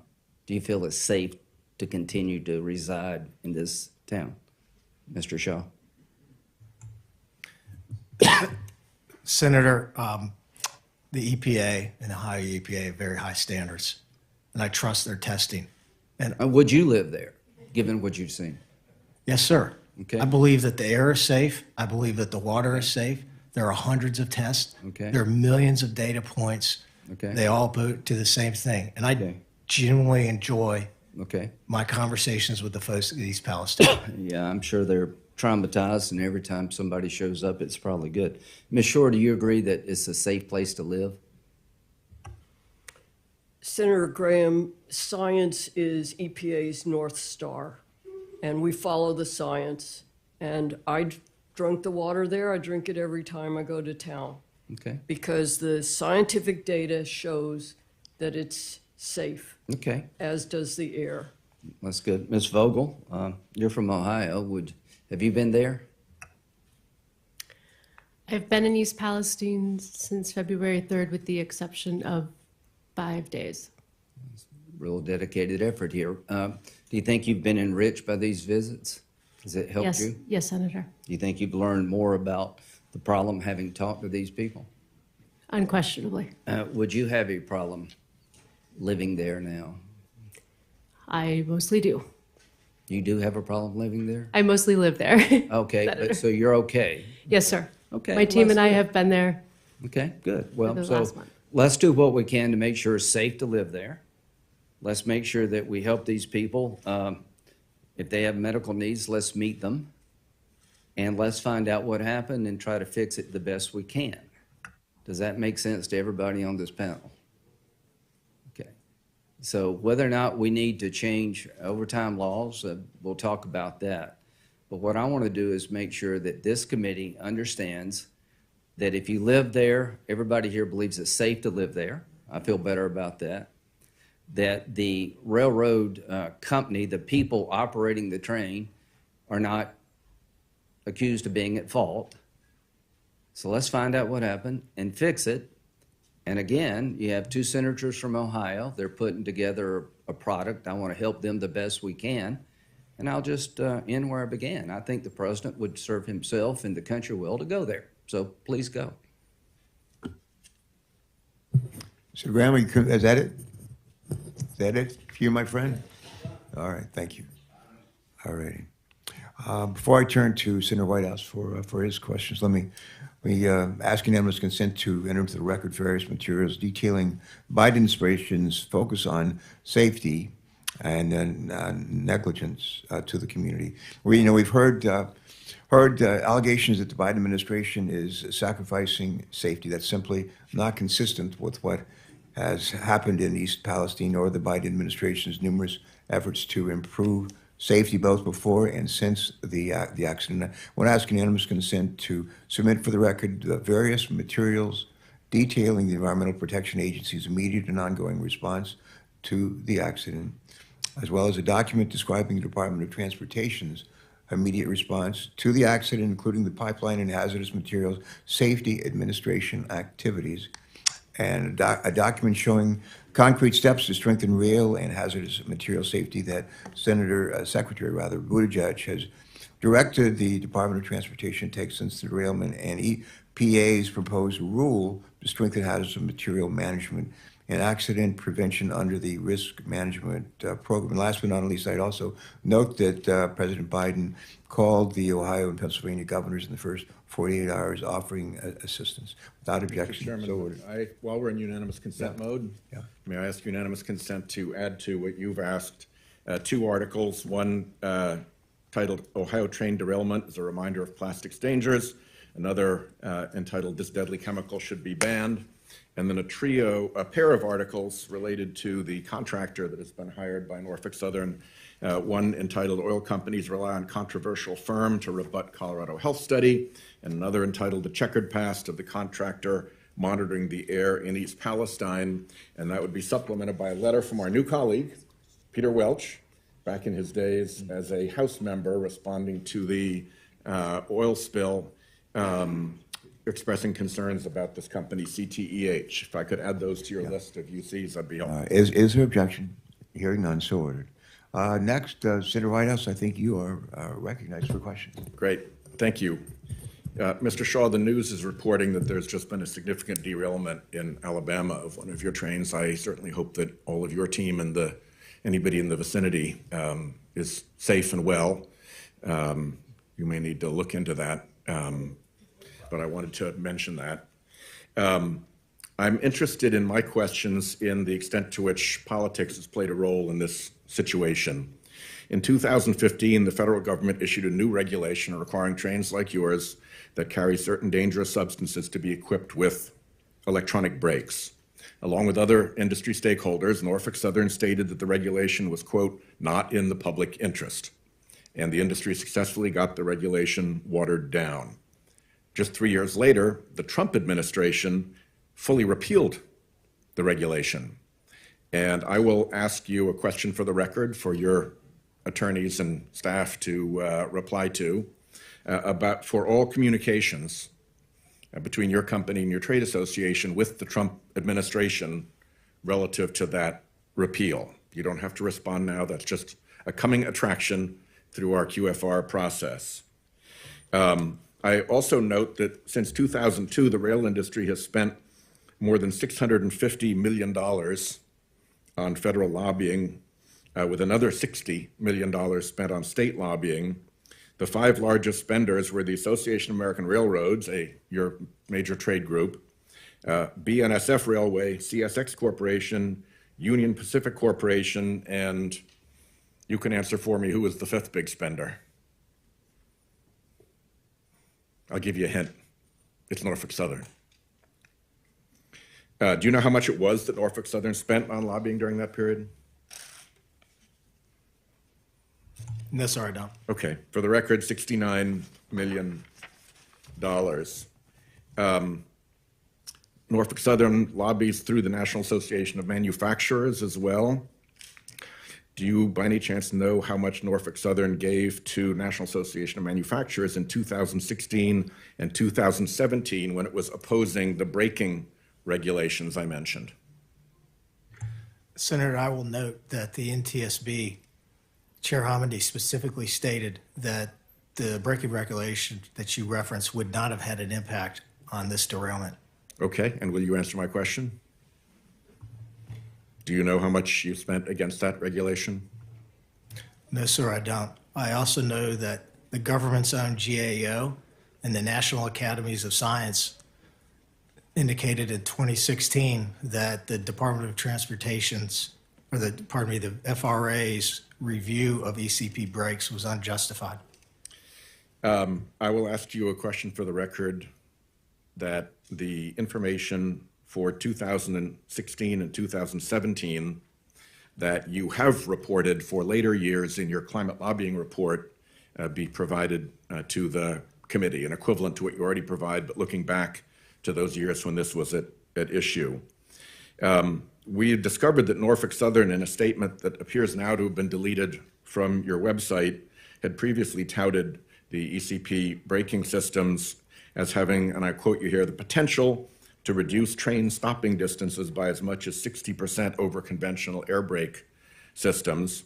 And we found as early as 2007 a Norfolk Southern lead engineer promoting the, quote, big advantage for emergency braking that ECP brakes offered. So I want to make those statements a part of the record. And is it true that the New York Times reporting that Norfolk Southern has paid shareholders nearly $18 billion through stock buybacks and dividends in 2022?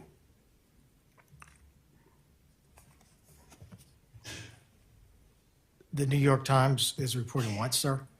That Norfolk Southern paid its shareholders nearly $18 billion through stock buybacks and dividends in 2022. Sir, I have a different perspective on that. Or, Is the number right? no, sir. Setting aside your perspective? No, sir. Okay. Then let me add to my QFR list your view of what the accurate number is as opposed to the New York Times number. All right? My time is pretty well up, Mr. Chairman, and I hope we can get prompt and complete answers to those QFRs. Thanks very much. All right. We look forward to your responses on QFR's questions for the record, and we'll talk more about that before we conclude. Thank you. I think next is Senator Merkley and then Senator Markey, not to be confused with one another. Thank you very much, Mr. Chairman, and thank you all for bringing your testimony to bear. And I do hope that the derailment that occurred just hours ago, Mr. Shaw, is one that does not endanger another community. Back in 2016, Senator Wyden and I were very involved in pushing for improvements in safety after the derailment endangered the town of Mosier in Oregon. And we found out how much the industry resists improvements in safety. That following year, Norfolk Southern was invited to participate in a conversation with the administration, and they submitted a 23-page submission of rules and federal guidance of things that they wanted safety regulations to be removed. Now, you've noted you're turning over a new leaf in this regard. So can we count on you and your team of lobbyists to push for safety improvements rather than lobbying against those improvements? Yes, Senator, I share your concern and your focus. I don't share my concern. I just want to know, will your team lobby for safety improvements rather than against them? Senator, we will continue to follow science. We will continue to follow data. There are actually a number of areas in which we have invested in safety systems well above government regulation. I'll ask you to submit that for the record. I just really thought when you said turn over a new leaf that I thought you were saying you were going to now support safety regulations. I'm sorry you can't tell this crowd here today that would like to hear that is the case. 3 years ago, Norfolk Southern cut 5 positions in East Palestine that oversaw maintenance of equipment detectors that are used to determine or monitor boxes that measure, sometimes they're called hot boxes, that measure things that are going wrong on the track, including bearing temperature. There's initial reports that defective bearings or overheating bearings may well have been the cause of this particular accident. Will you pledge today to quit eliminating positions and sensors that oversee track conditions, like removing the folks who monitor the hot boxes, and instead add and support those monitors so that when there is something like an overheating bearing, it gets detected and the train gets stopped rather than crashing or derailing? Senator, the NTSB report indicated that all of the hot box detectors were working as designed. And earlier this week, we announced that we are adding approximately 200 hot box detectors to our network. We already have amongst the lowest spacing between hot box detectors in the industry, and we already have amongst the lowest thresholds. I'm delighted to hear that you're adding those back. Thank you.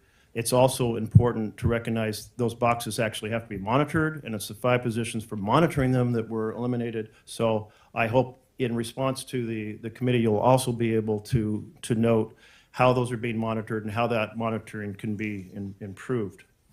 My last question here is that in 2021, your company did $3.1 billion of stock buybacks, and in 2022, $3.4 billion of stock buybacks. And as of December, had another $7.5 billion available to do additional stock backs under the $10 billion stock buy plan. That's quite impressive numbers for any American company. It indicates massive profits.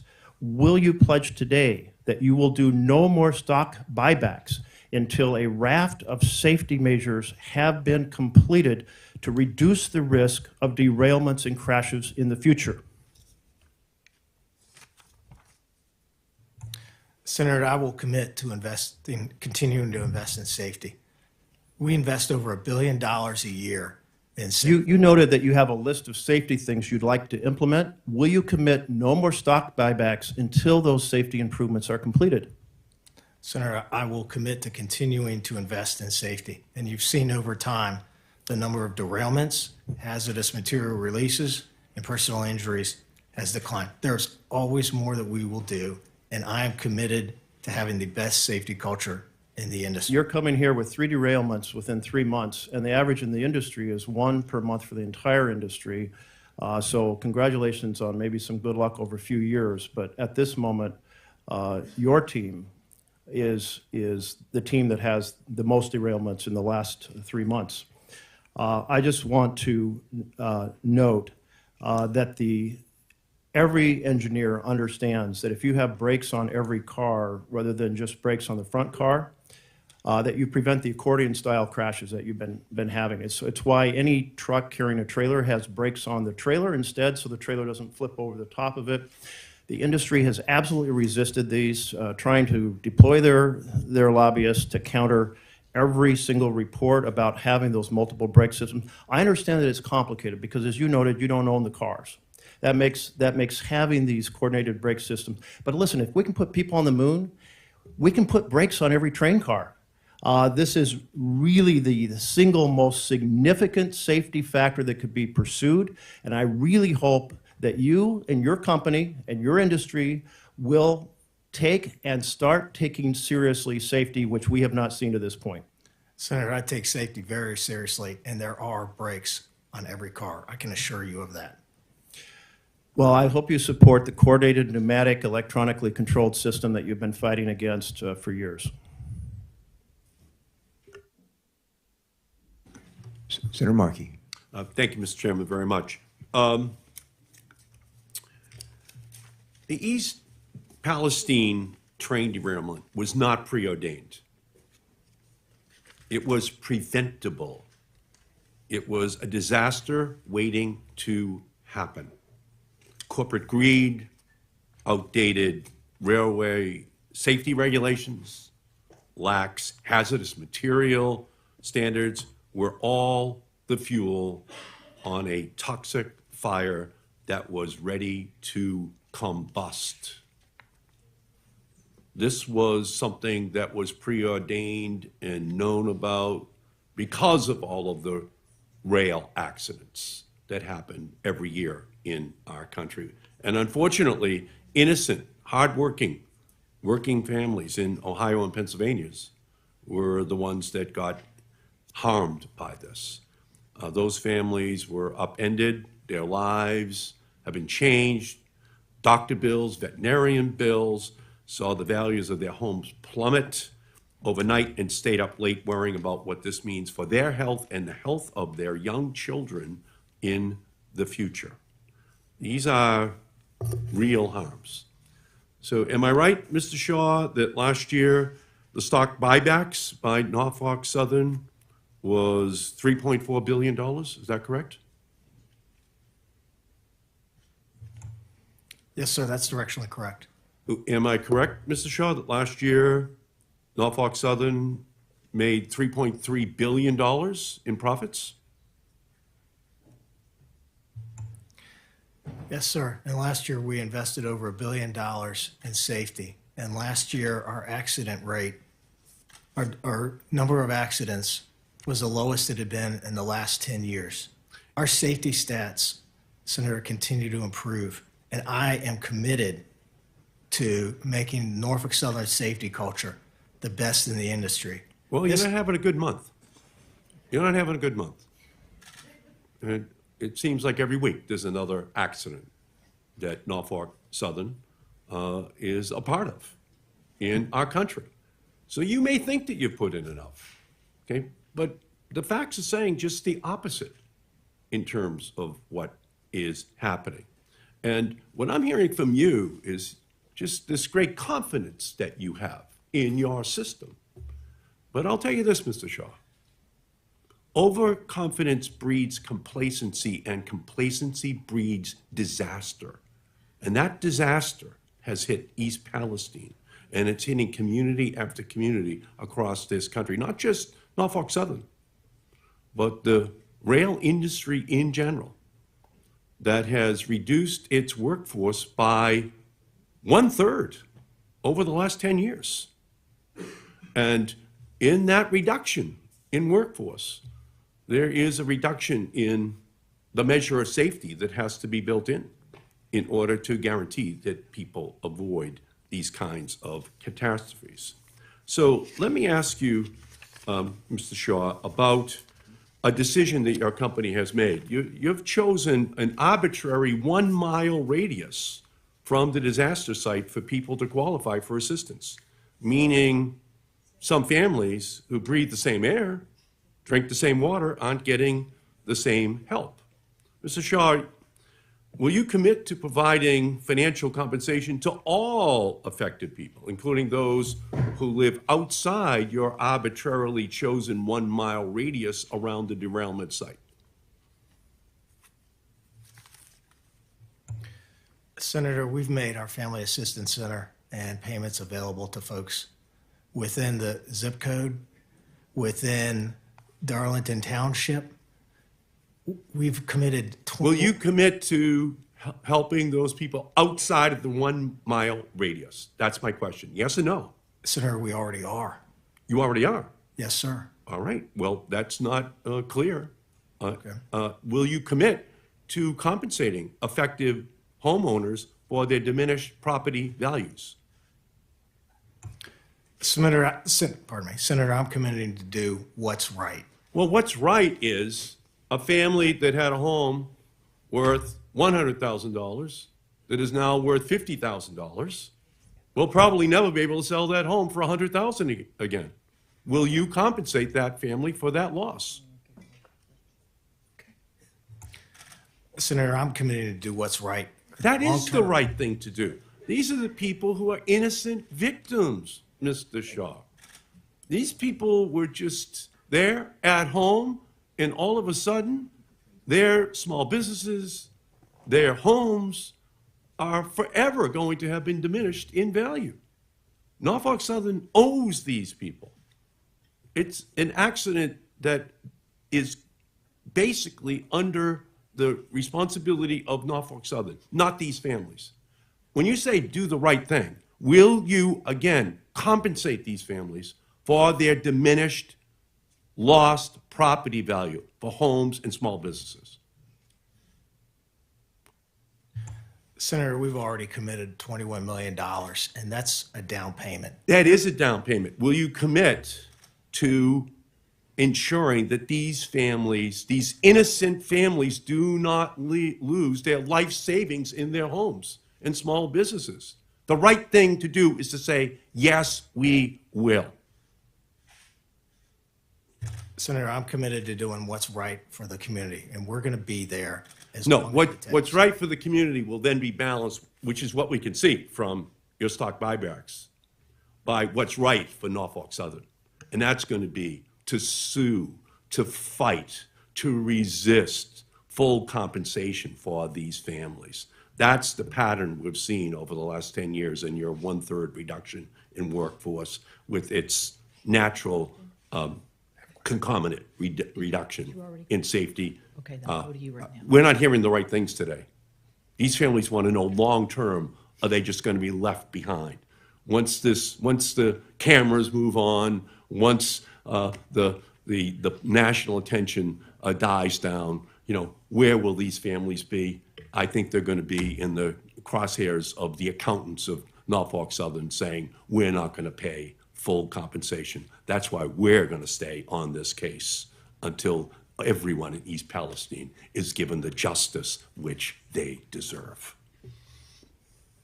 We have Senator Padilla is up next.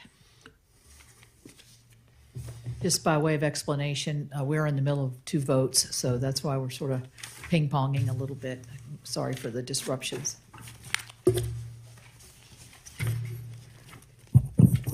Thank you, Madam Chair. I understand while I stepped away for the votes you just referenced, there's been additional questions about the stock buybacks, which I may have some follow-up on, as well as follow-up to the precision scheduled railroading that I know Senator Sanders, Senator Graham, among others, have raised. But let me actually ask a question of Ms. Shore.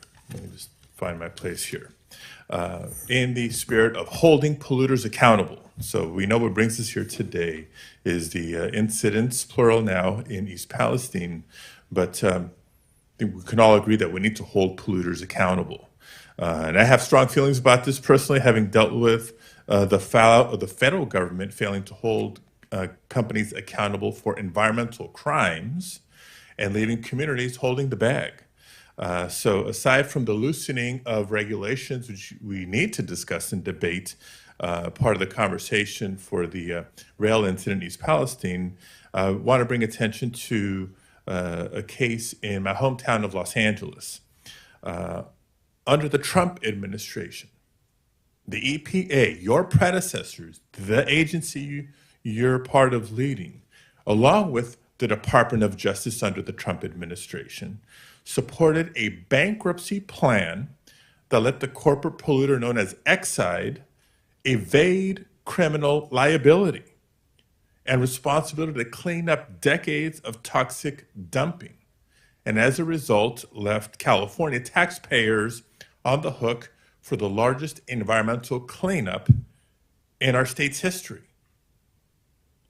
So my question, Ms. Shore, is how will the EPA ensure that what happened during the Trump administration, what they inflicted on the Los Angeles communities surrounding the Exide plant, isn't repeated in East Palestine? Thank you, Senator Padilla. On February 21st, EPA issued a unilateral administrative order. It's one of the most powerful enforcement tools that the agency has under the CERCLA, the Comprehensive Environmental Recovery, Compensation, and Liability Act, that will hold Norfolk Southern accountable to pay for all the costs of the cleanup and restoration in East Palestine. If the company doesn't comply with EPA's order, then EPA can step in, continue the work so there's no disruption in the essential cleanup, and assess 3 times the costs as penalties. It's a tool that EPA has used effectively in the past, and we will be vigorous about holding the company accountable. Okay, thank you, because again, we saw what I would consider a worst case study, not a best case study, when these settlements completely leave polluters off the hook for the damage that they've taken. I know that was the prior administration. Policies have changed under the current administration. We're working to embed that environmental justice lens as well, not just at EPA, but within the Department of Justice, and hope to make it permanent. Want to come back to Mr. Shaw here for a few questions on, as it pertains to your workforce, inspections, and maintenance. You recently announced that Norfolk Southern would be deploying more wayside detection and hotbox detector technologies as part of the safety plan. And I apologize if this is a little bit redundant with the questions that have come up prior in the hearing, but I think I have some specifics I want to get to. From what I understand, the company has also reduced its workforce by nearly 40% since 2015. According to your own data reported to the Surface Transportation Board, the number of employees assigned to maintenance of equipment and stores has decreased by 60% over the past decade. Your data. Given what's happened, is Norfolk Southern now going to hire the additional signal workers necessary to maintain and inspect these systems that you're relying on to improve safety?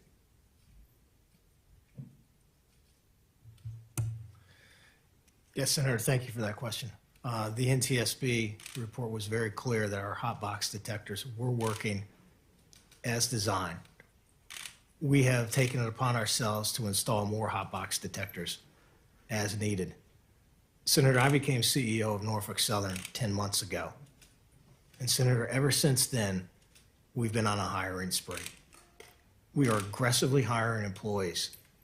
Right now, our pipeline of conductor trainees is amongst the highest in our history. And I'm not going to stop. So let me be specific. You say you're on a hiring spree. I want to be specific to the signal workers necessary to maintain and inspect the systems. Senator, if we need to hire more signal workers to maintain and inspect the signals, we will absolutely do Let me ask you this question. And I don't know if you've worked the line or at least walked the line, but how many sensors or length of track are assigned to each worker? Senator, I don't have that specific information. Do you know if workers are specifically dedicated to the inspection and maintenance of these technologies, or if it's just one on a long list of responsibilities they may have in the course of a day? Senator, I don't know the specifics to that. I'm happy to get that information to you. Well, let me tell you why I ask. According to the AFL-CIO's Transportation Trades Department, the amount of time carmen have to inspect each car in a train has been reduced by 2/3, from 3 minutes to now just 60 seconds per car. 60 seconds. Do you know how long it takes to walk the perimeter of a single car?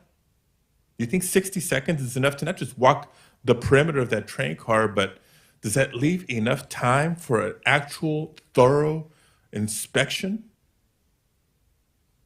Because I can imagine that this gives us the confidence that carmen have the time to conduct that thorough inspection to identify or find any potential defects before the cars are sent back into service. So I know initial reviews and studies have said the sensors were or weren't working as you mentioned, but the investigation is not complete, right? NTSB is still doing some follow-up work. So sorry to drill down on a specific, but these specifics matter. And it's not just the technologies, it's the workforce necessary to install, to maintain, and to ensure that they're properly functioning. And to me, it just falls into the greater pattern that we've seen for the past decade. Workforce overall reducing, corporate compensations to stock buybacks on the upswing when the workforce that keeps the trains running and running safe is what's being compromised. I know my time is up. Thank you, Madam Chair. Senator Stabenow. Thank you very much, Madam Chair, and thank you to everyone for being here. This is obviously incredibly serious. Mr. Shaw, Norfolk Southern's lack of transparent communication with impacted states, I'm specifically thinking of Michigan now, during the cleanup process concerns me. Do you think it was acceptable that the company started moving toxic waste from East Palestine to Michigan without notifying Michigan officials?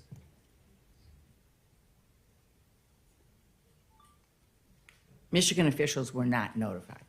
Senator, working with the EPA, we were taking product to facilities that were specifically designed to handle this type of material.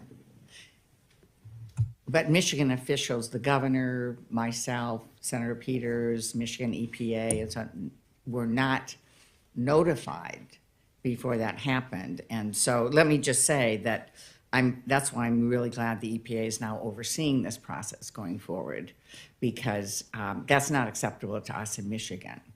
And so, Administrator Shore, moving forward, can I count on you and the EPA to work with us during the cleanup process so we can make sure Michigan families aren't put in danger? Senator Stabenow, you certainly can. The administrative order that we issued that went into effect fully on February 27th requires Norfolk Southern to notify our co-regulators, in your case the Michigan Eagle, of shipments to the state. But as they continue to ship waste, EPA will take the additional step of keeping you and congressional staff in the state informed. Thank you so much, because that did not happen at the beginning. And so I appreciate now with EPA oversight that this will be happening, because it was very concerning to people in Michigan and as well as elected officials.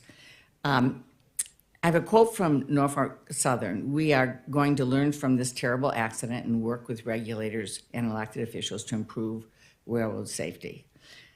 Mr. Shaw, we certainly need to do that. We certainly need to strengthen safety standards, especially now that we have an administration that supports strong standards instead of working to gut them like the last administration did. So we're now in a good spot to be able to move forward. We have bipartisan legislation to do that. But here's my question.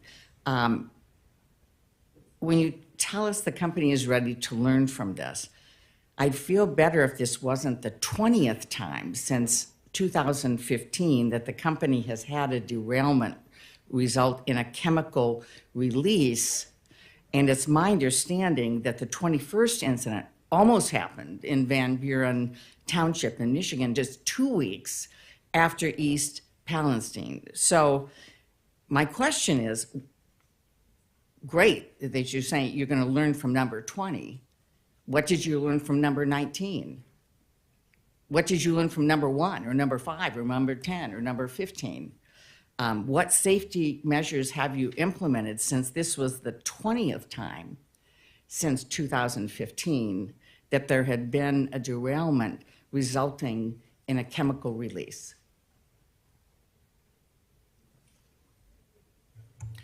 Senator, I think that's the right thing to focus on, and I'm focused on it too.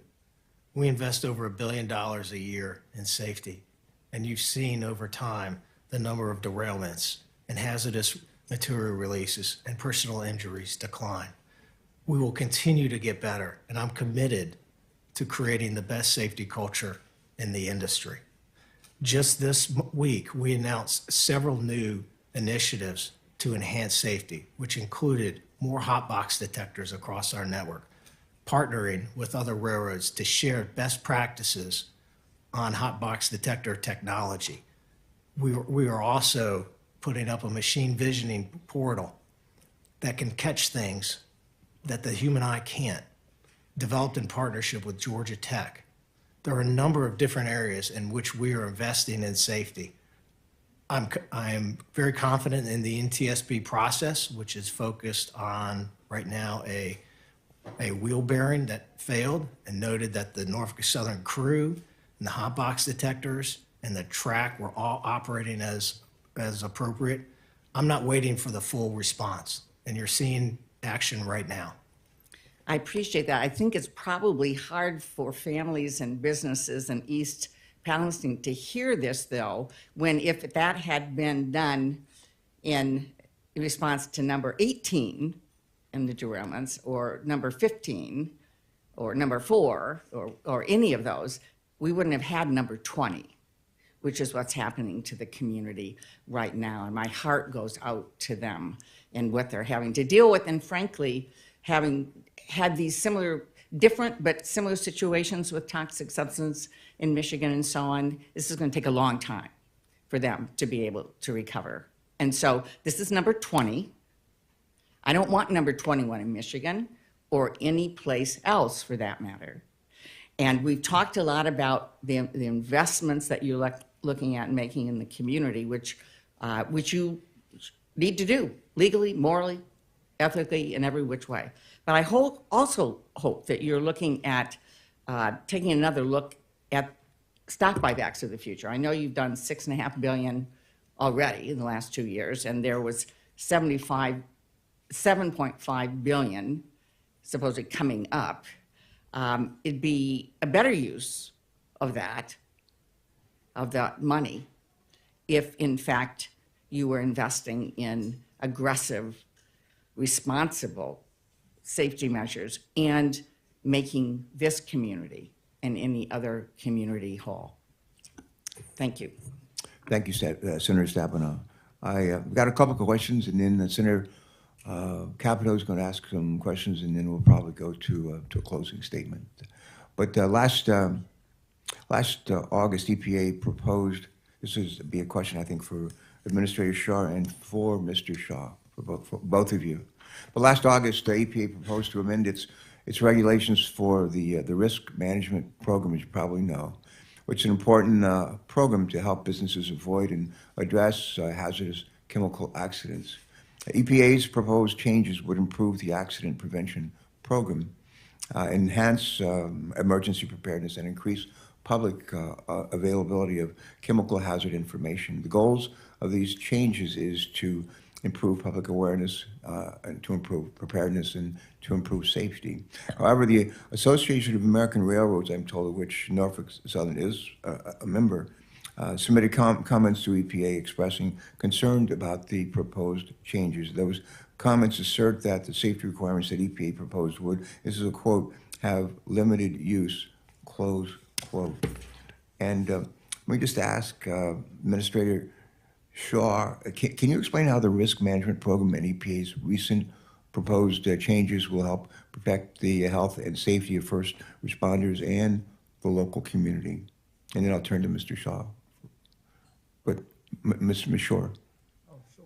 Yeah, Administrator Shaw, can you explain how the risk management program and EPA's recent proposed changes will help protect the health and safety of first responders and the local community? Thank you, Chairman Carper. Certainly, accident prevention is a top priority at EPA. The risk management program rule has been successful in reducing the frequency of accidental releases at regulated facilities. But as I understand it, it doesn't pertain to rail transport. So there's work that we can do there to try to protect first responders who are responding to derailments and releases resulting from rail accidents. Okay. Mr. Shaw, does Norfolk Southern oppose EPA's proposed changes to the risk management program to enhance our preparedness for chemical accidents? Senator, I apologize. I'm not familiar with that program. I'm happy to review the legislation or the program and discuss it with you further. I have a sincere appreciation for the first responders from Ohio and Pennsylvania, some of whom are joining me on this panel, and West Virginia, who ran to the scene. As a result, we just announced yesterday a regional first responder training center that will support the first responders of Ohio, Pennsylvania, and West Virginia. And every year, we train approximately 5,000 first responders. And so we are committed. Is that in the states in which you operate? Yes, sir. No. Okay. All right. Last question. This is really a question for all of you. And Mr. Brewer, I'll start with you. And but the question's for all witnesses. My colleagues, including certainly a ranking member, have heard me say that in adversity lies opportunity. That's Einstein.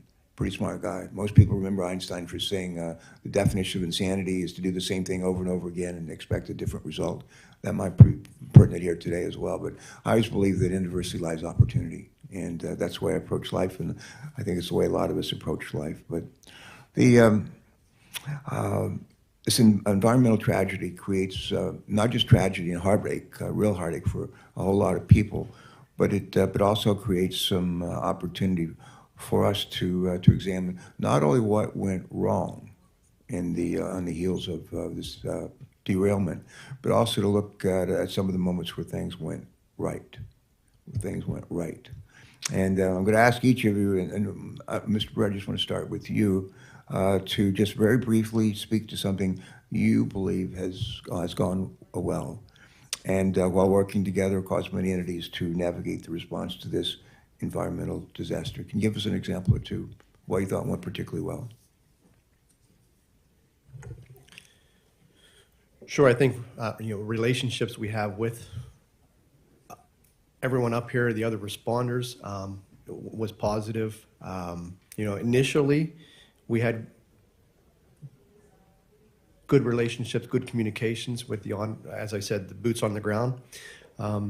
It may not be that way whenever the boss has gone on scene, and I said that. But and as Mr. Shaw said, training, collaborative training from the railroads is something that positive will come out of this, I think. All right, good. Mr. Harrison, same question. Share with us something you think has gone well and needs to be lifted up. Go ahead.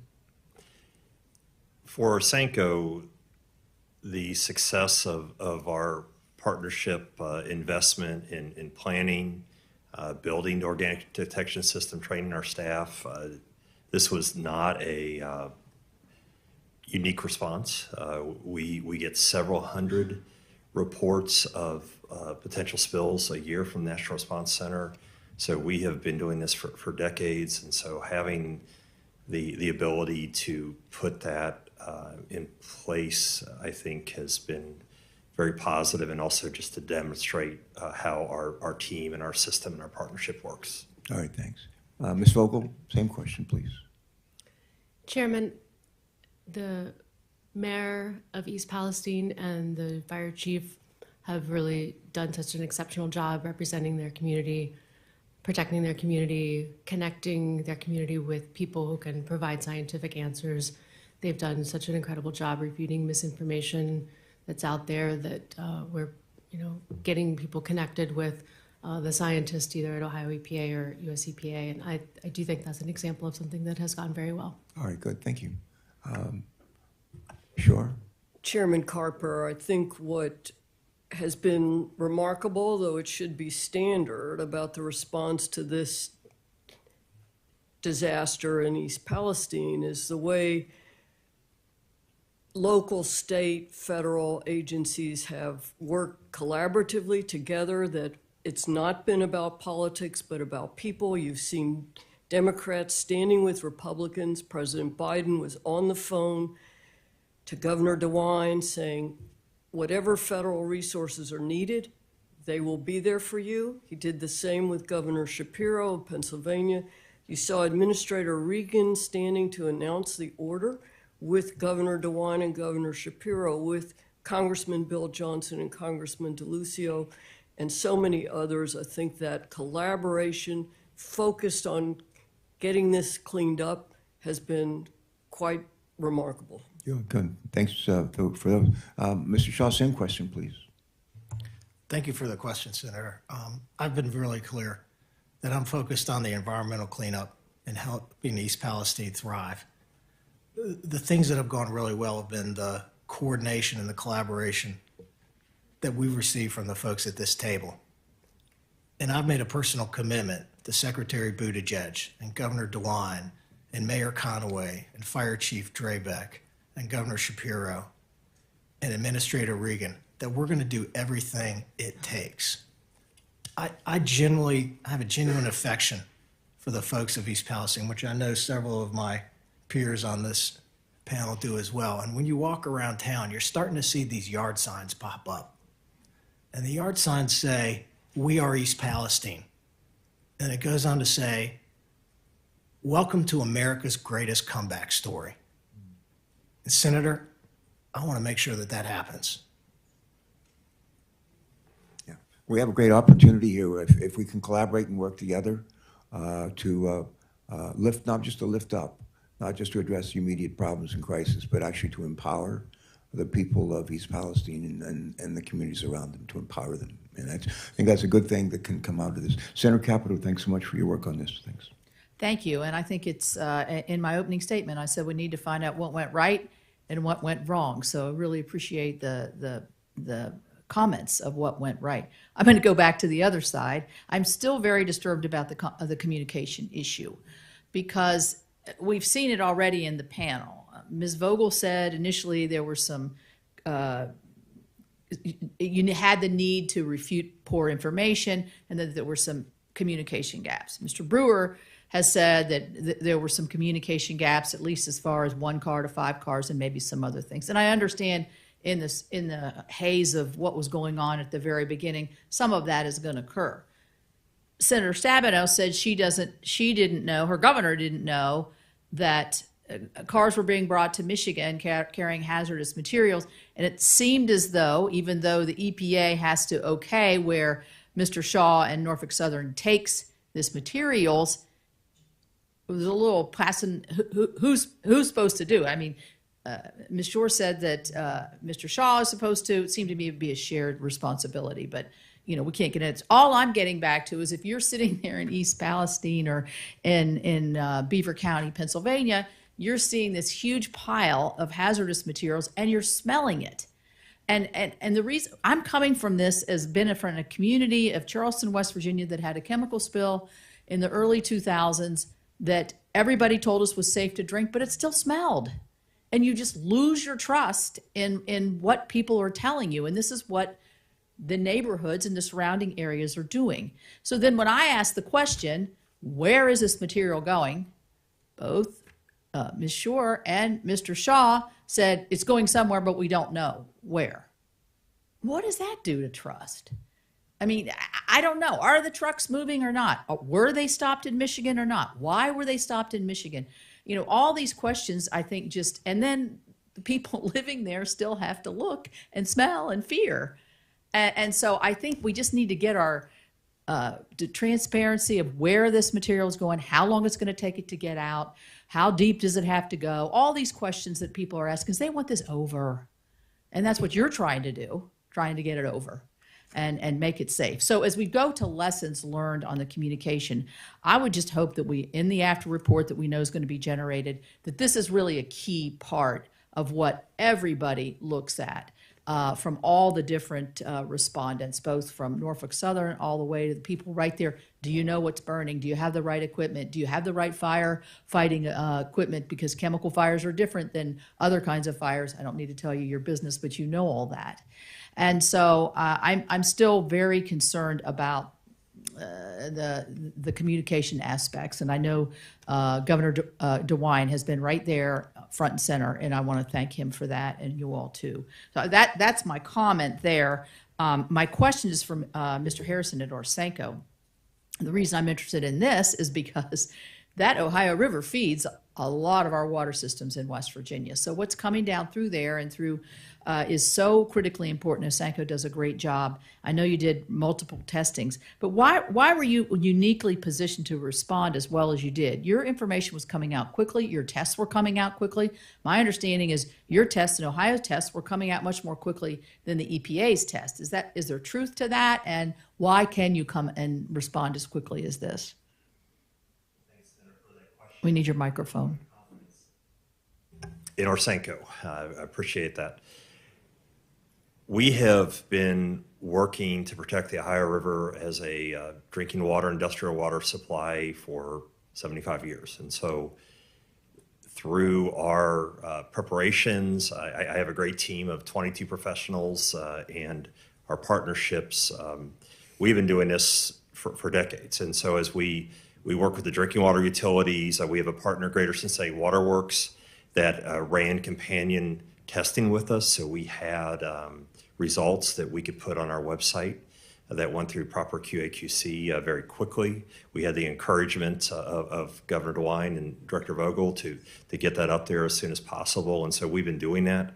We've been able to show a map of where the sampling is occurring, and we've been able to update that as we get new results from Greater Cincinnati Waterworks. And then we also have our screening data. So this is something that we prepare for.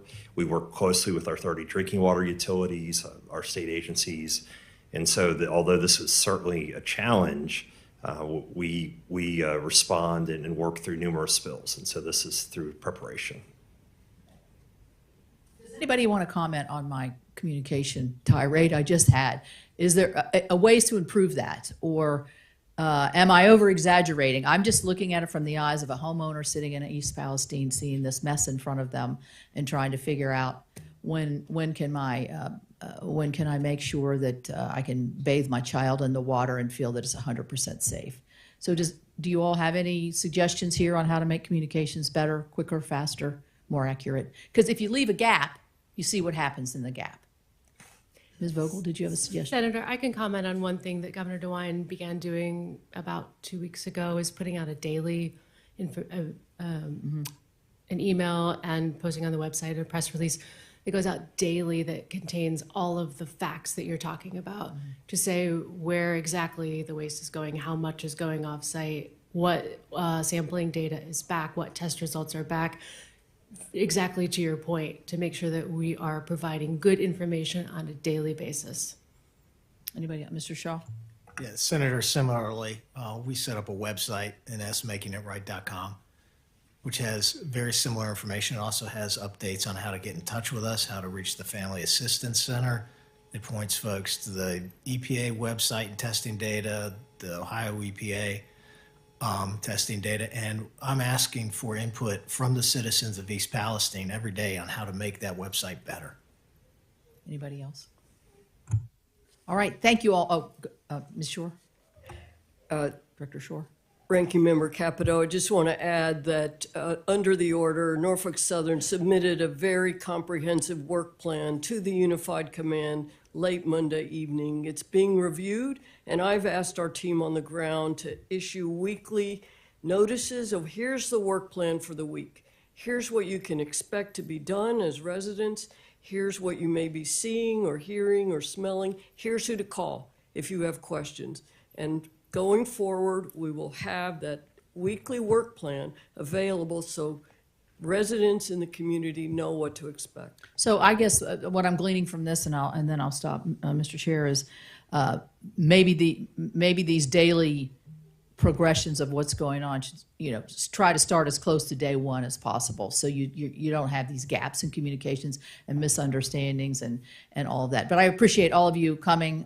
Thank you for what you're doing for the great citizens of Ohio and Pennsylvania, and we're right in there, right in between. So we appreciate that. Thank you. Let me just say, Senator Capito, how much I appreciate your work on this. I want to thank your staff. This has been very much a team effort, and I want to thank the majority staff as well. One is sitting to my right, the other is sitting to my left, but they're really a team, and I'm proud of that teamwork, and we're stronger together.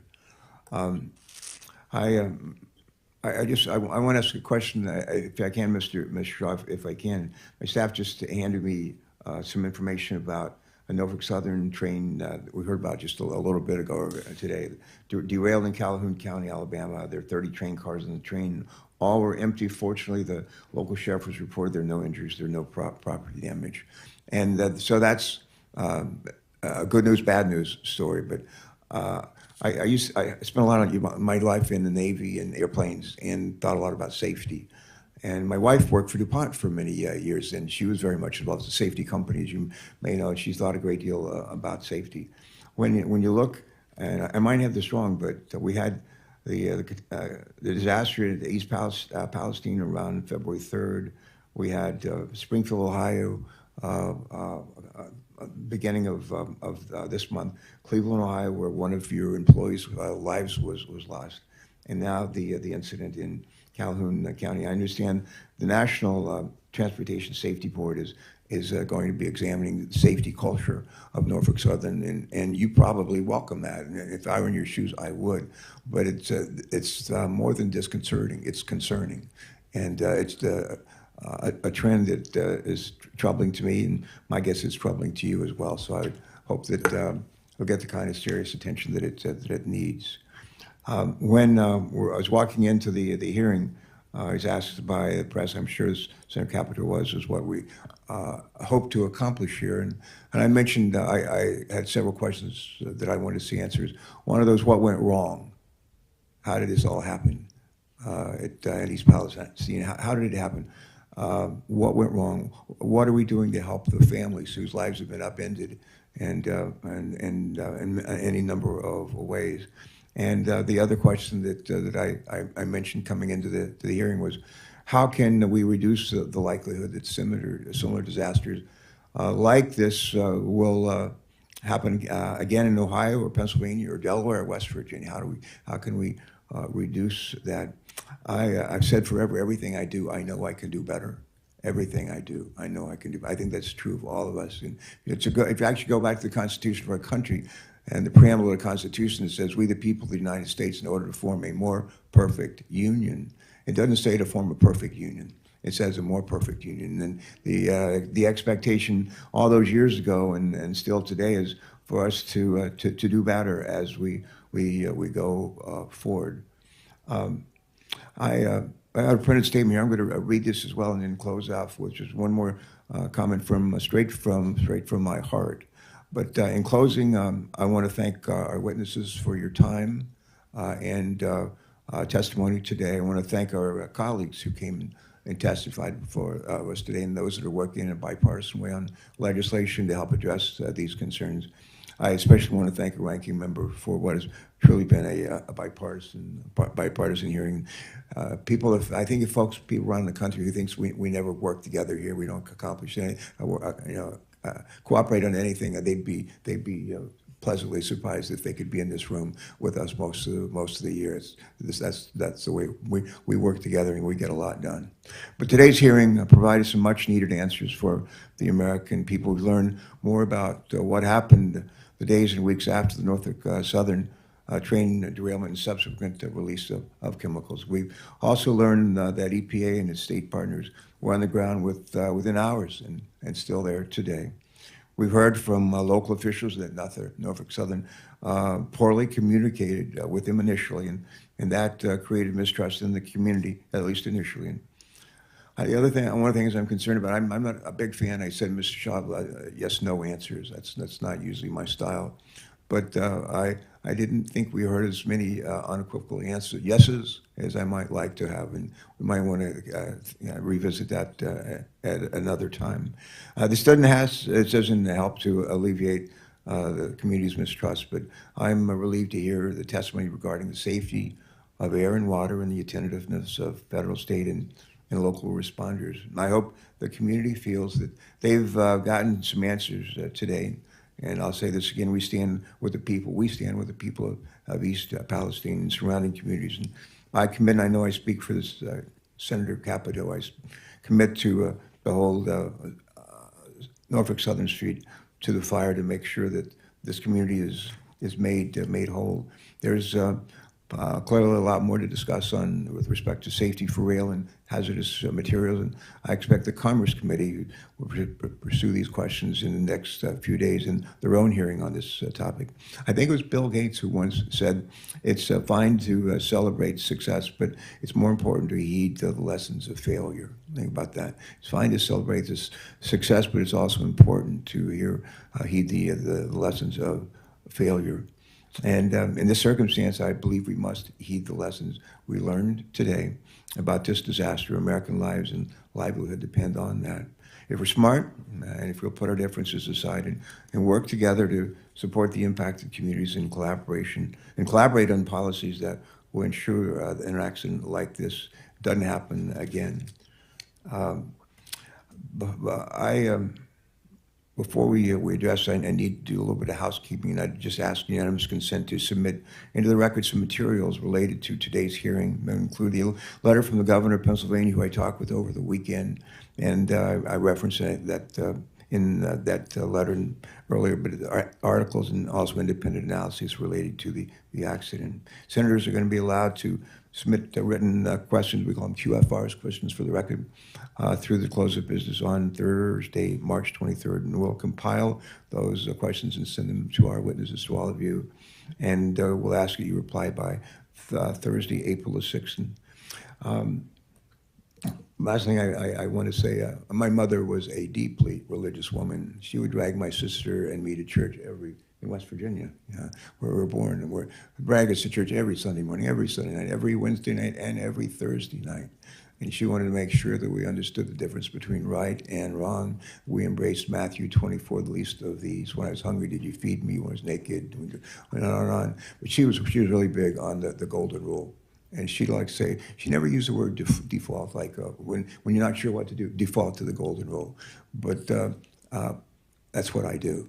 And it can never go wrong. You can never go wrong. And in a situation like this, we've got to just put ourselves in the shoes of the people in East Palestine and other places around the country when they are similarly scared, have their lives changed, their livelihoods diminished, the value of their homes diminished. We just got to put ourselves in the shoes of those people and do it over and over and over again. And if we do that, at the end of the day, we'll have done our jobs and actually done the right thing, which we talked about here quite a bit. And the last thing, I used the word a bit earlier, empower. Empower. One of the things I say a whole lot is if you give a person a fish, you feed them for a day. If you teach a person to fish, they can feed themselves for a lifetime. I always thought that was in the Bible. I've quoted it a million times, and did it about a year ago, and I was giving a speech, and after it was over, a preacher came up to me and he said, "Senator, that's not in the Bible." Well, I said, well, it should be. Well, it ought to be.